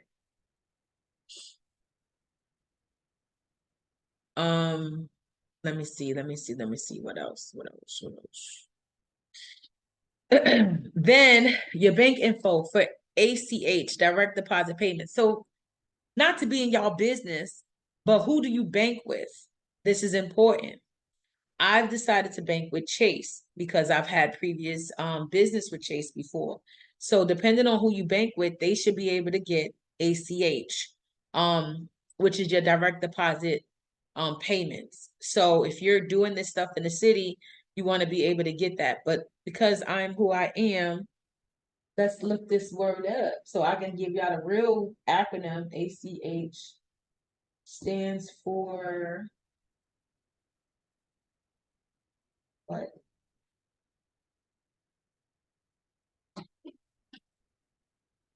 So let's do it like this. ACH stands for Automatic Clearinghouse. Here's what it means in plain terms, okay? An automatic clearinghouse is a U.S. financial network that processes electronic payments and money transfers between banks. It's managed by NACHA, the National Automatic Clearinghouse Association. ACH handles direct deposits like your paycheck or government benefits, bill payments like utilities or subscriptions, transfers between bank accounts, for example, moving money between checking and savings, business payments such as paying vendors or contractors electronically. Types of ACH transactions, ACH credit. Money is pushed from your account to another. Your employer deposits your paycheck, right? ACH debit. Money is pulled from your account by someone you've authorized. Your gym auto withdraws your monthly fee. That's what those examples, right? Key benefits: cheaper than wire transfers, safe and widely used across the US, usually clears in 1 to 3 business days. Some are same day. So in short, ACH, Automatic Clearinghouse, equals the system behind most direct deposits, online bill payments. You'll want a business account that does that. So if it does not do that, then you want to make sure you have that set up as well. Are we all on the same page? Y'all liking this Zoom so far? We almost out of here. I got y'all. All right, next. What makes you stand out? All right, great. Citibank too. So what makes you stand out? Your compatibility statement. Who knows what a compatibility statement is? If you know what it is, put a 1 in the chat. If you don't know what it is, put a 2 in the chat. If you don't know what it is, put a 2 in the chat. Bro, you said hurry up and explain. Are you leaving me? Is that why you told me to explain? Okay, cool. So this is great. So I didn't know what a compatibility compatibility statement was either, and I wanted to show y'all some examples, but I'm not going to do that today on this call. What I'm going to do is explain to you what it is. So I remember going to this big event and all these vendors, and they had this compatibility statement. Have y'all ever seen somebody maybe pass through something like that before? Oh, yes. Yeah. Silva, I got you. You're off mute. Yeah. I'm going to mute you. All right. So if you've never seen that before, I want y'all to look this up. Compatibility statement. It's your business resume for contracts and funding. Let's get busy. A compatibility statement is a one-page summary that shows funders or contractors or contracting officers what your business does, who you've served, and why they should choose you. Think of it as your business resume, short, powerful, easy to skim. It's often required when applying for contracts, grants, or partnerships, especially with government agencies and corporate buyers. Why it matters. It's the first impression a contracting officer gets of your business. It makes your company look professional, credible, and ready to perform. It helps agencies match your services to upcoming contracts. It shows you understand business structure, not just hustle. Agencies like DOE, NYCHA, DOC, and SBS will often ask for this before they consider you as a vendor, even for small opportunities. What this includes, 6 key sections should be on your resume of this compatibility. Your core competencies. What do you do best? Your services or products. Example, event management, workforce development, youth programming. Past performance. List of previous projects, partners, or contracts. Example, partner with DYC, DOE to host youth workshops in 2023. Differentiators. What makes you unique or better than competitors? Example, NYCHA resident-led business with community-first approach. 4, company data, facts about your business. Haha, y'all gonna like this one. For example, the EIN, the DUNS number, the SAMS Gov status, the passport registration, MWBE certification, and also something called NAICS codes. Do y'all know what an NAICS code is? If you don't know, 2 in the chat.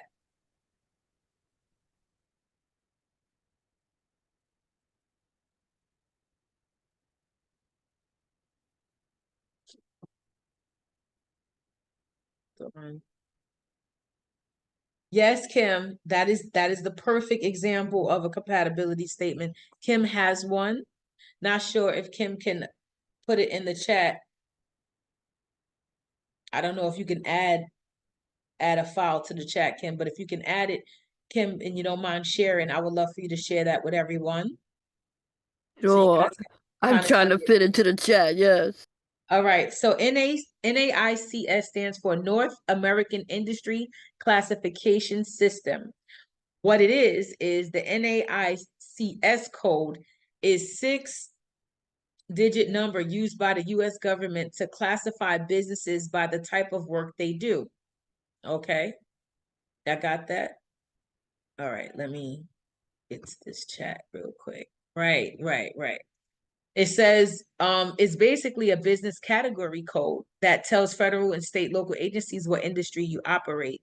Why it matters. NAICS codes are used for government contracting, example, in passport, SAM, SBA certifications, grant and loan applications to show what industry your business is in, economic data and statistics, Census Bureau, Labor Department, etc.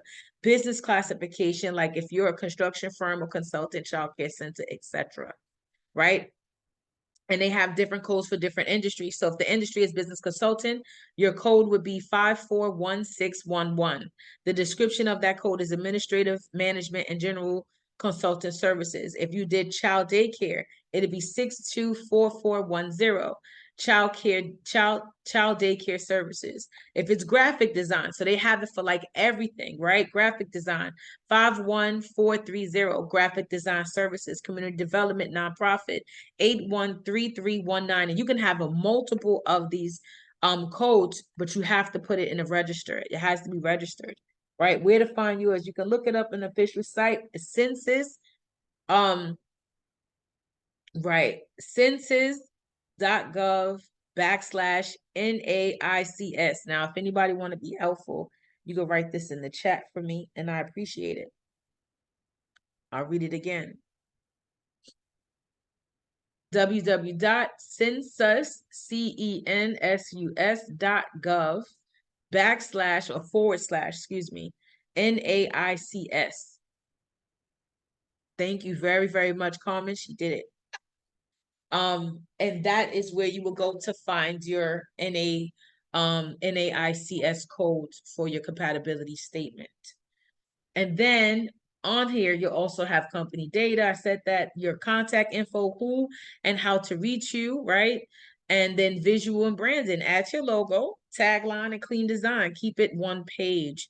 For example, a small Bronx-based catering business submits a compatibility statement to DOE and NYCHA. Even though they've never worked with the city before, their document lists past catering events, community programs, and consistent food safety ratings. The DOE contracts officer sees credibility, not just potential, and invites them to bid. Questions coming up. If a city official looked at your business on paper right now, would they understand what you do? If it's a yes, it's a 1 in the chat.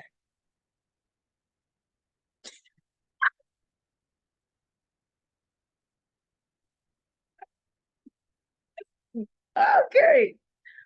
Next question. What makes your business different from everyone else offering the same service? Just give me a quick little something. What makes your business different than others offering the service? And I appreciate you. And we're going to read through this. And I am almost done. I'm not punitive. Come on now. I'm for the people, not against them. Come on now. Do I still have y'all for like an additional little 30 minutes? Can I keep y'all on for like 30 more minutes? All right, we're going to get this done. I do apologize. I have had some time trying to get us together today, and it's been just one of those days. So whatever is recorded, I will be sending this out. So if you can stay, then stay. If you can't, I get it. Good? Good. Past performance references, proof that you can deliver what you promised. Definition.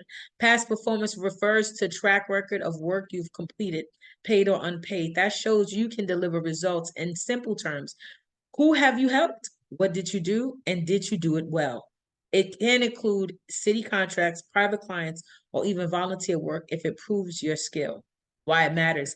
Agencies don't take your word for it. They look for receipts. It helps build credibility when you have little to no contract history. It shows you understand accountability and professionalism. A strong performance record helps you move from subcontractor to prime contractor. We'll talk about subs and primes coming up soon, but that's what it is. That's you just asking people for your clients for them to give you like references, right? So it says it includes 5 key pieces. 1, client agency name, who worked for, right? 2, project title or type, what you did. For example, you delivered a 3-week workforce readiness training for youth, right? Data and timeline, when the work happened, example, March, April 2023, scope of outcome, what results did you achieve, right? Example, serve 75 participants with 92 completing job readiness goals. And number 5, contact reference, optional but powerful. Contact John Smith, program director at jsmith.whatever. Examples of acceptable past performance: paid projects, contracts, freelance gigs, consulting, catering, cleaning, training, etc. Unpaid, volunteer, community events, workshops, collaborations, partnerships, joint work, and nonprofits, schools, and local businesses. Can you name at least 3 projects you've done that prove your value? Can you name at least 3 projects you've done that prove your value? Right? The next question is, have you been collecting feedback, photos, testimonials from your past work? So all of y'all are part of my past work after this is over, so I'm going to be collecting testimonials.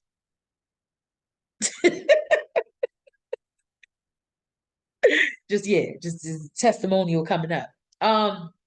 And the next question is, yep.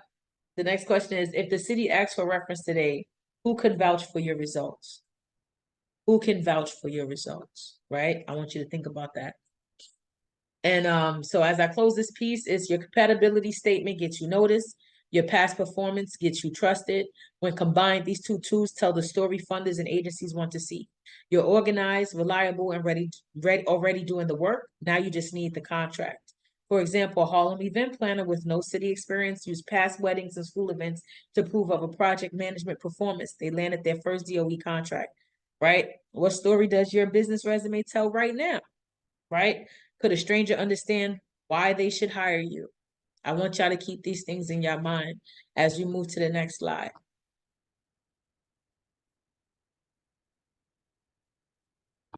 So pros and cons of working with the city, right? So the pros is access to billions, right, of funding, one-stop portal, passport simplifies access, recognition as an official NYC vendor.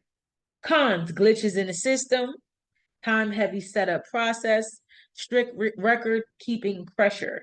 Example, small cleaner companies spent 2 months getting approved, but now with steady 5K month contracts with NYCHA. So be patient. But I like that I'm doing this now because the fiscal year, you're in the middle of it. So you got from now until about January, February to really put your stuff together. And if y'all put your stuff together now and go to DOE, DOE has money at the end of the year. Their fiscal year usually ends in December.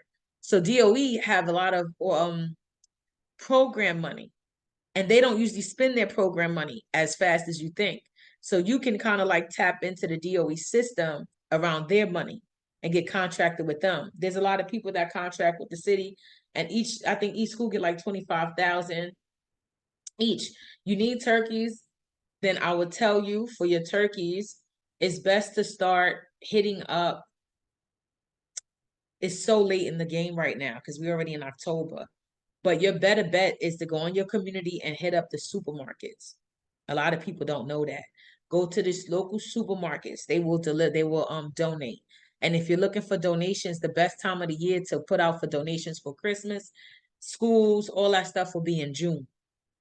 You want to be on the top of their list. June sounds early, but June will be for school. July will be for like Thanksgiving and stuff like that. July, August, because you want to get on their list. Like, hey, I'm just reaching out. This is what I do. Whatever. Last minute stuff, I would say do a GoFundMe, and not really like a GoFundMe, but more of a group crowdfunding. Hey, everybody, I'm looking to give back.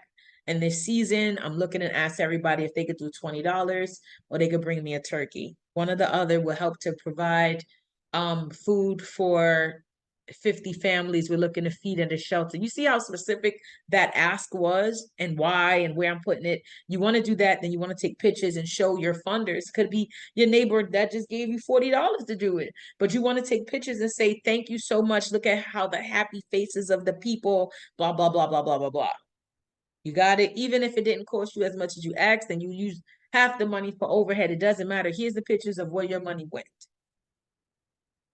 And that's pretty much the same thing you do with other folks, right? So the question is, which one of these cons have held you back? Which one of these things have stopped you from going for what you wanted, right? And if you knew the setup time led to guaranteed income, would it still feel like a hassle? So let's say you started in July asking, would it still feel like a hassle to get if you wasn't trying to rush to get it now? These are questions.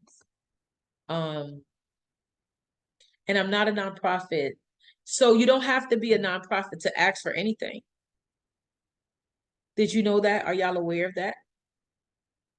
You don't have to be a nonprofit to ask for anything. You've been shut down maybe because you haven't shown enough impact of where it's going. Like some for-profits is best to have a nonprofit arm, just how Kim has said, I have my nonprofit with a for-profit arm. But this give back stuff, a lot of companies give back, a lot of LLCs give back. I want you to do more research around that. Don't just take no for an answer. You've been shut down because they don't have you as a tax exempt, which means that if they give it to you, they can write it off on their taxes. But that doesn't mean that you can't partner with like a nonprofit. We got Kim on here, you got me on here, or you could profit with someone else and say we're doing this together and use their 501c3 status to actually make that happen, right? Because we don't think collaboration, sometimes we get stuck. The same thing I was mentioning to Karma earlier. We got to think outside and broad. We are loving people. We love people. So why not partner with people? If I can't do it my way, let's do it our way. What does synergy look like in this capacity? Right? And look at that. Kim said I could be a fiscal sponsorship. So there's even pieces like that where the money will go through Kim and then come to you. So there's this part. But we don't know this until we know something, right? And especially when we're just trying to do great things and we're on our own and nobody's showing us anything. And it's like, where do I go to learn this stuff? Because how the hell did James down the block get 10,000? Like I had a real James Williams get $10,000 and I didn't get it. How are they giving this organization this or this business this and I didn't get it? And every time they sending me straight to the get it. So when I go ask for it, I'm not getting it. First of all, do you know how to pitch? Do you know how and what their interest is, right? Are you pitching to somebody that is interested in the same interest that aligns with your business? Ooh, let me stop. Sometimes it's about aligning yourself. And also, are you just coming around to ask for something? Let me put this in people terms. Can we do people terms real quick? Everybody good with that?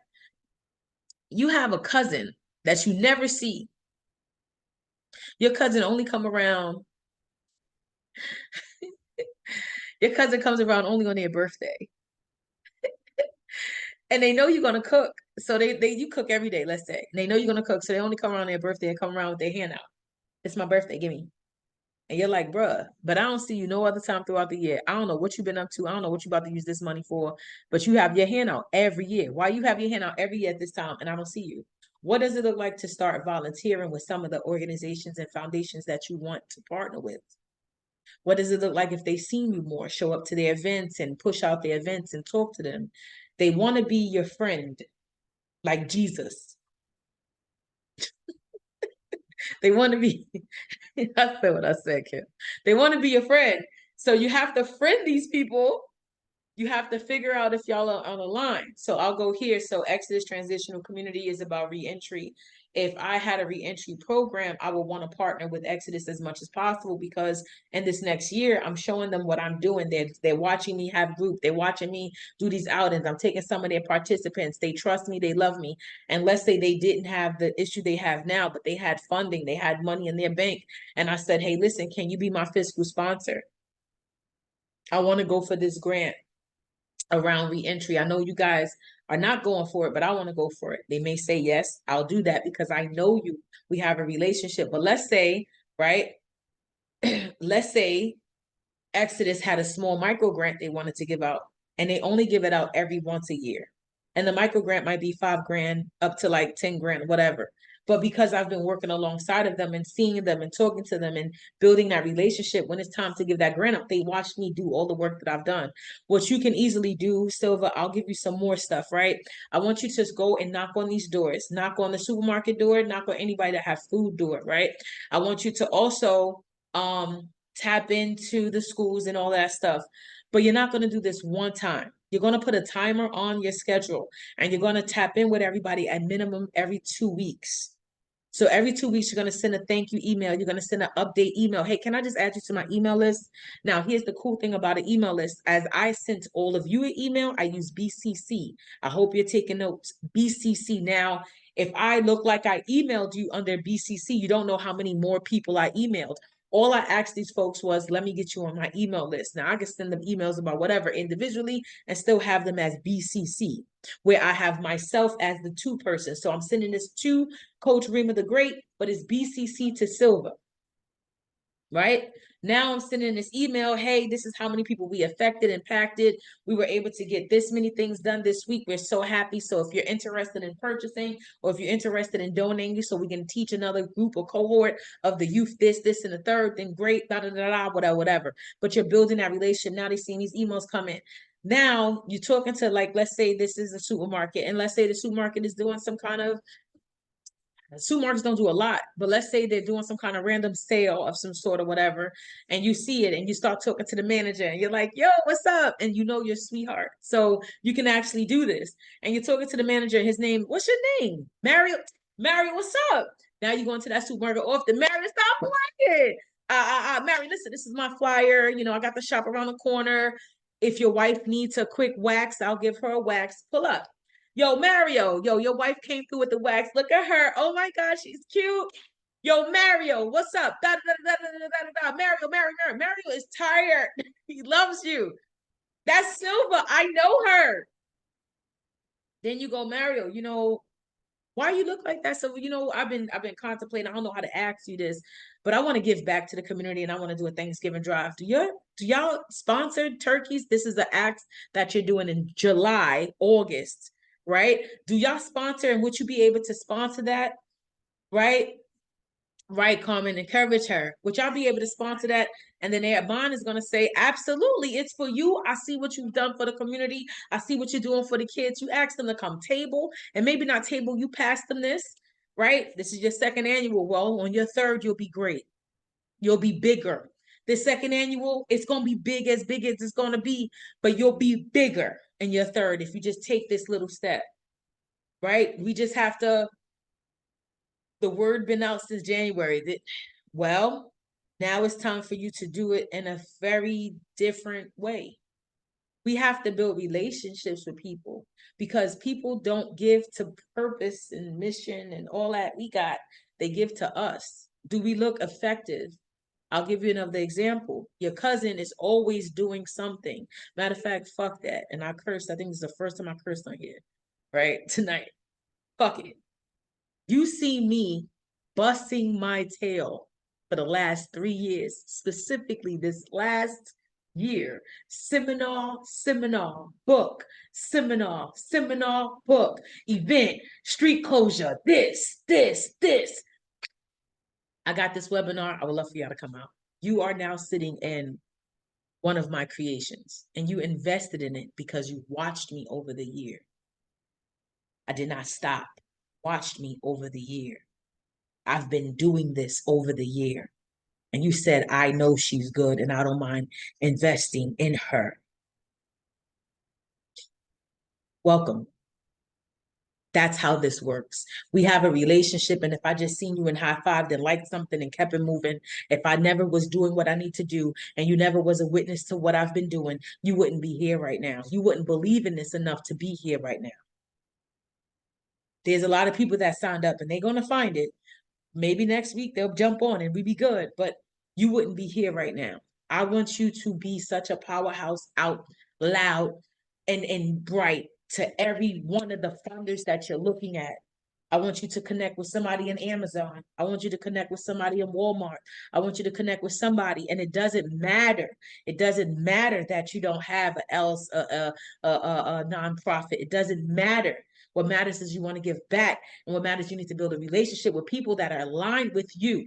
How many beauty businesses do you have in on your Instagram? Why not do Beauty Day Give Back? Right? Something big. I'm pooling all this money together because we're getting ready to feed the community. All of these different businesses is coming together. Right. You did look. See? So as I digress on this, right? Look at that. Already a sisterhood. I seen the open house. I know. And that's the part.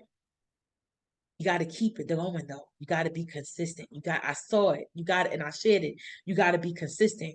And it's not just the free massages. It's really going to the spaces and telling them. It's going to that supermarket and passing them the flyer. Pass them the flyer. Go to the supermarket. Hey, how y'all doing? Mario, right? Here's the flyer. Tell your wife to come by. Tell your daughter to come by.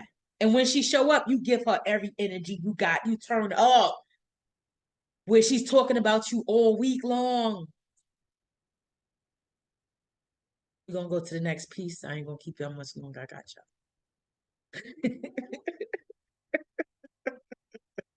y'all. New York City spends over 38 billion annually on contracts, yet MWBE only see a fraction, right? This is a snapshot, right? In 2024, MWBEs accounted for less than 6% of all contract spending, meaning 94% of that only went to 38 billion, went somewhere else. Meaning 94% of that 38 billion went somewhere else. No. Why? Why? Why? Why? That's a lot of money, bro. Why do you think of so few MWBs captured contracts? What would happen if every business in this room right now got just one contract a year? And it's $38 billion on the table. When I was doing the research for a lot of this stuff, they said that DOC gives $1.5 million contract to one contractor. And they don't even give you a fight or fuss. So this is something, a lane that you can go to, Carmen, too. They don't give fight or fuss. So when I do the week of the DOC, vendorship definitely be on that call. Lastly, right? What's the first registration document you'll complete this week? What's your first step? What is the first document that you'll make sure you'll complete this week? Right? What's one barrier you'll commit to overcoming before next week, next month? Right? And who can you partner with to stay accountable? Kim is trying to be everybody partner. I need y'all to pay attention to that. Right? For an example, and she's really great at this. I need y'all to know I trust in Kim. She's great at this. A participant at last year's session completed a passport registration within 7 days and got their first vendor ID in less than a month. That's an example, right? And before we close out, I want to give y'all a little bit more motivation, right? The bag is out there, but only if you register. Don't leave billions on the table. Now, I have yet to really tell anybody the name of my school link, but it's called Employed by Self School, right? And in this, we will be hosting many different things. So I want to give y'all my link in the chat for you guys to join if you're interested in joining. The school is set up for $39 a month. I'm working towards I believe this is how I do it. I'm throwing it in the chat. I'm working towards turning it into an affiliate where you can get paid up to 40% when anybody join under your link, so you can make money with me. In my Employed by Self network, I will be giving you templates, guides, ebooks, books, conversation, networking space, guided stuff to educate that is worth way more than what I'm charging. I think this was one of the most realest things I've done with my time in a very long time, and I just want to make sure that you guys got it. But I will definitely be keeping you posted with this link. And with that being said, I am all done. I appreciate y'all. And before I get off of this call, I'm gonna stop sharing. I'm gonna ask everyone to share a thought towards the end of this. Just a thought of this whole thing. How do you feel about it? Do you feel like you got something out of it? Do you feel like you learned something new? And I'm going to be quiet while you guys do that. And any one of you guys could start talking first.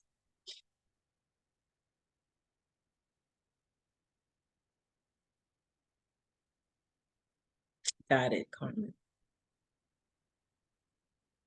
Anybody can say anything.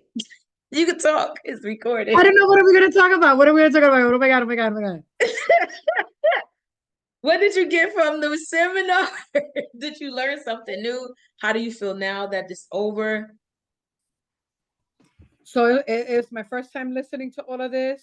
I only knew about the IEN or the EIN, whatever we call that number.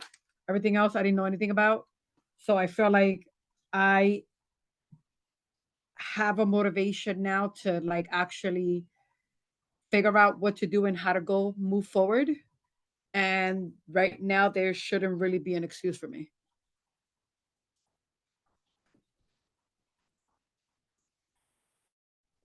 It's like, levántate, let's go. I like that. Anybody else want to add anything? I just need to get my, I mean, I have it, but, I just need to just put myself out there. Like I've been doing it, not that I've been doing it, I'm not gonna lie to you, when I get to Harlem, I'm You out. sound far. You Oh, sound far. that's the mic. So when I'm not gonna lie to you guys, when I get to Harlem, I get out there, and mind you, when I'm on the rate, when I do my interviews, when I was doing the dollar show, talking to the guests is totally different when you outside and you speaking to real live people. Like, you really have to stop and talk. So I was just saying this the other day that my radio personality is a little different when I'm out there marketing. So I'm trying to I don't know if I need to like put that together or just go straight with the marketing, because I went to the restaurants, I went to the supermarkets, I talked to the ladies, I talked to the gentlemen, I'll give them the flyer, they'll smile and they'll say, hey, I'll come and stop by, and I'll be at the studio and I don't see anyone. So it gets discouraging, but this week is gonna, whatever I did last week, I just can't do it this week. That's all. Yeah, that's It what. don't happen overnight. It don't happen overnight. Yes, And it and I gotta and you got to get used to the no to yes, get to the yes, but yes, build yes. that relationship because you match them. Remember, they are you and you are them, and they have a bottom line, and so do you. If you attack their bottom line, you'll be great. But match them, and then not only them, but the schools. It's time to tap into the schools. There Correct. might be some money in DOE for you, period. To be honest, you're doing a training program. There may be money inside of workforce development for you. There may be money in DYCD for you. Get your stuff together. Okay. And you don't have to be a nonprofit. You get to be a vendor as a for-profit too with the city. Yeah, so and that I already knew, but I don't know if it's my delivery. And you mentioned as far as having relationships. So when I did the first annual, nobody didn't know. They know Sylvie Silver Dollar as far as me doing interviews, but doing the give backs, they don't know me in that department. So I went out there, pushed myself, and it was to the point where I'm now able to host my community, host my toy drive, coat drive, love day, and the venues that they have here for free.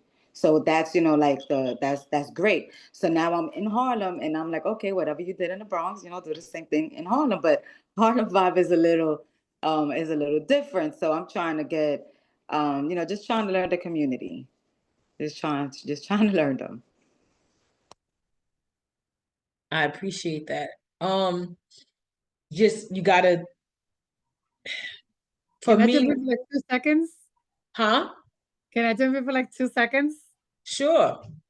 I know Silver was saying that she needs to learn about the community. I think probably just kind of walking through the parks and just kind of maybe do like a mini 5-question survey and be like, hey, what is it about the community that you want changes in? Or, what are you guys looking for? Is there anything that's lacking? That's probably how you're able to kind of connect with them and see if there's anything that you can do in regards to what they're lacking and kind of get the support. And I don't know, maybe that'll help out. No, that sounds great. That sounds awesome. What I did was, Silva, what I did was I had a 30-minute consultation with the library, and it's free.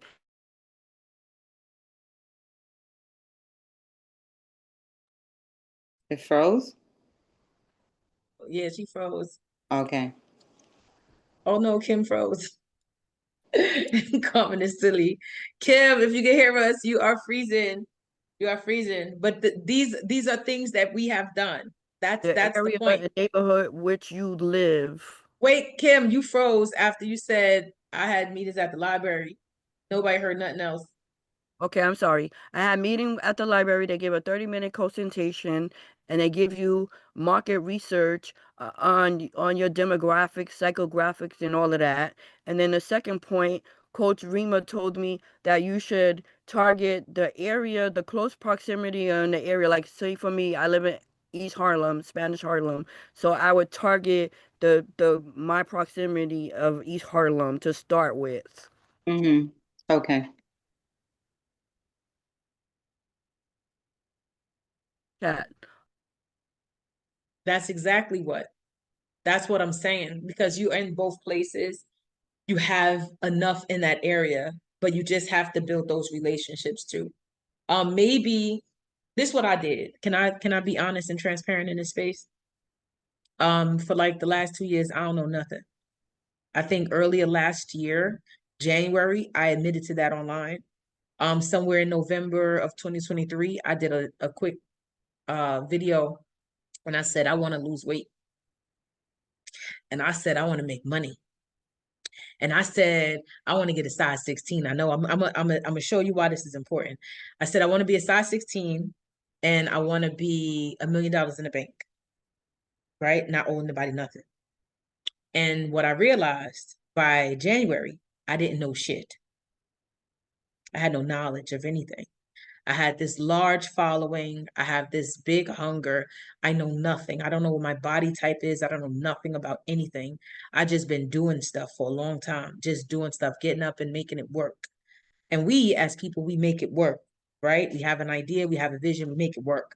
We be intentional, but we are not investigating why things don't work. And we're not uh uh educating ourselves around the things that we don't know.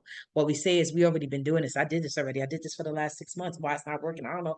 And we're not investigating and A/B testing things. This worked, but this didn't. What went wrong? What didn't go wrong? What I did this time, what I could do next time, and keep going, keep going, keep going, trying little things, changing it up a little bit. But there's this thing called YouTube College that all of 2024, I went to YouTube College. I learned how to do better Zooms. I learned how to market better. I learned how to do Eventbrites. I learned how to do YouTube. I have a YouTube channel. I learned how to do my interviews better. I learned how to do everything. And then incorporating my bio, my resume, my mission statement, my vision statement, and Chat GPT, and the YouTube videos and the influencers that I look up to. When I incorporated all of that, I was able to get even better at pitching. This is a secret. You want to pitch according to what you can do, and you want to give according to what you have, right? Thank you so much for that, Kim. So you have all these different areas that you're able to pull from, but you have to do the YouTube college thing. We have to start educating ourselves around things that just don't work for us, because sometimes we don't have somebody around us telling us what works and what doesn't. We have to figure it out. So I want to give you that in return and say thank you for your transparency and your vulnerability on this call. That's for all of y'all. And if there's nothing else, Silva, I appreciate you. Thank you. Kim, what did you get out of this call that you didn't have before? I got you. I told and I got the network that you bring. And I want to just say to everyone, everything and anything is always possible, because I did everything myself with no money. With no money, I taught everything myself, and I got supported by Rema. She's marvelous, and you could do it, ladies. You can do this. You can do this. I learned everything by myself, and It was getting good right in the frozen section. I love her.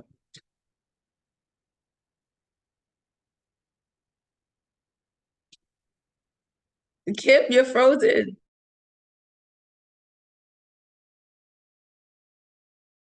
and it's possible. Kim, you froze, but it was so passionate. I don't even know if you could do it over. We could do this. We We could could do do this. this. We got Follow this. follow what Rima is saying. Follow it. Just follow it. It's the money is there. You just gotta follow. You just gotta have all your paperwork. That's the reason why you don't get it. You don't have your paperwork is the number one reason why we fail. I appreciate you, Kim. Thank you. And Joshim. Hi, everyone. So this has been a blast, a pleasure. I learned a lot. Um, I met Rema, I think it was 2019, 2020, 20. It's only been 2 years. Only It's been not been two 2022. years. 2022. But I knew you No, before that because when I was working with Inner City Green Team, I met you then. right. And how long ago was you working with them? That was 2018, 2019. I don't believe it. But go It's ahead. been a long time. It's been very Yeah, long. so my thing with Rema, I've been working with NYCHA for 12 years now. So I started doing janitorial and I met her in that transition. I'm now a boiler mechanical engineer for housing. I work on boilers and I maintain steam and hot water pressure in NYCHA, right? So that is a joy. Thank you guys.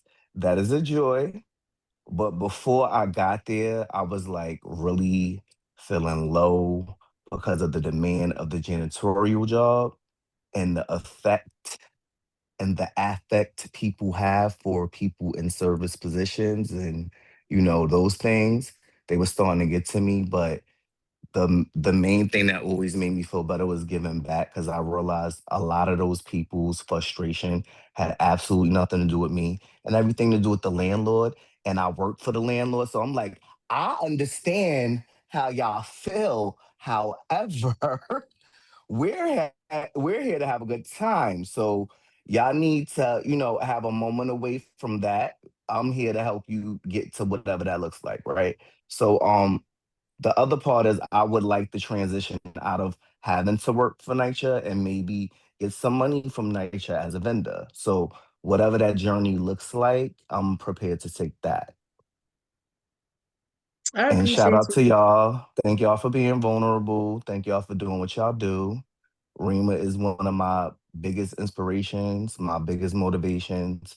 And there's never been anything she's told me or said she was gonna do or thought about or dreamed about that did not happen. Like till this day, anytime she's ever said she was gonna do something, she did it. So I'm like, all right, well, I know God and I know God by proximity, right? So I'm like, all right, when people are doing really amazing things and you're close to them and your heart is in the right place and things align, God tends to see you as well, right? So everything you guys are doing is definitely in favor of the kingdom. It's not selfish.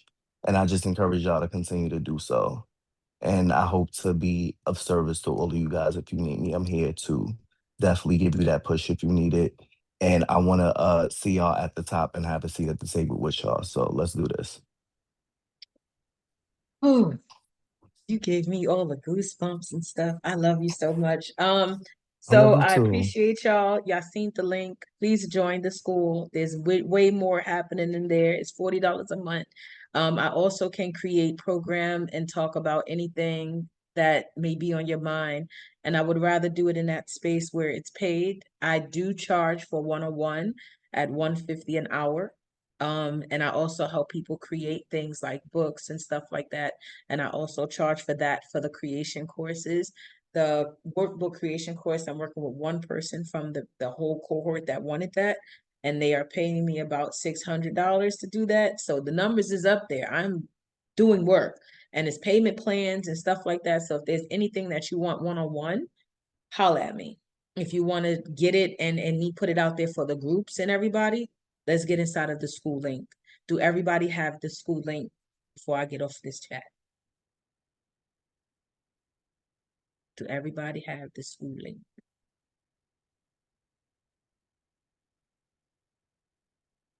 Choo, choo, choo, choo, choo, choo, choo. Choo, choo, choo. I believe this is it. Copy and paste. And there goes the network again. It's back in there. Make sure you hit it, click it, check it out. And you guys will be receiving an email from me shortly after this. I'm going to make sure that all of you get the recording of this video. So you get to look back at this. If you missed something, you get to go back. I am giving everybody that workbook. I'll send out, not workbook, but that ebook again. This way everybody have it, those that missed out on the call. Plus, I will be doing this call again next week, Sunday, same time. I will send you also that link to that Eventbrite. This way that you guys could be a part of that call. And if you could tell other people to join, I appreciate it. I got room for about 100 people. Can you imagine 100 people on a Zoom?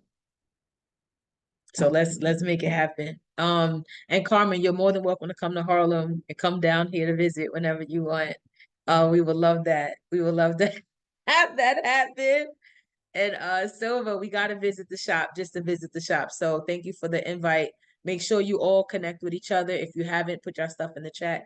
Put it in the chat. I'm gonna give y'all 2 minutes to do that. Share information, share information, share information, share your numbers, share location, share Zoom, share your everything. Just share. And I'm gonna close it out in about 2 minutes.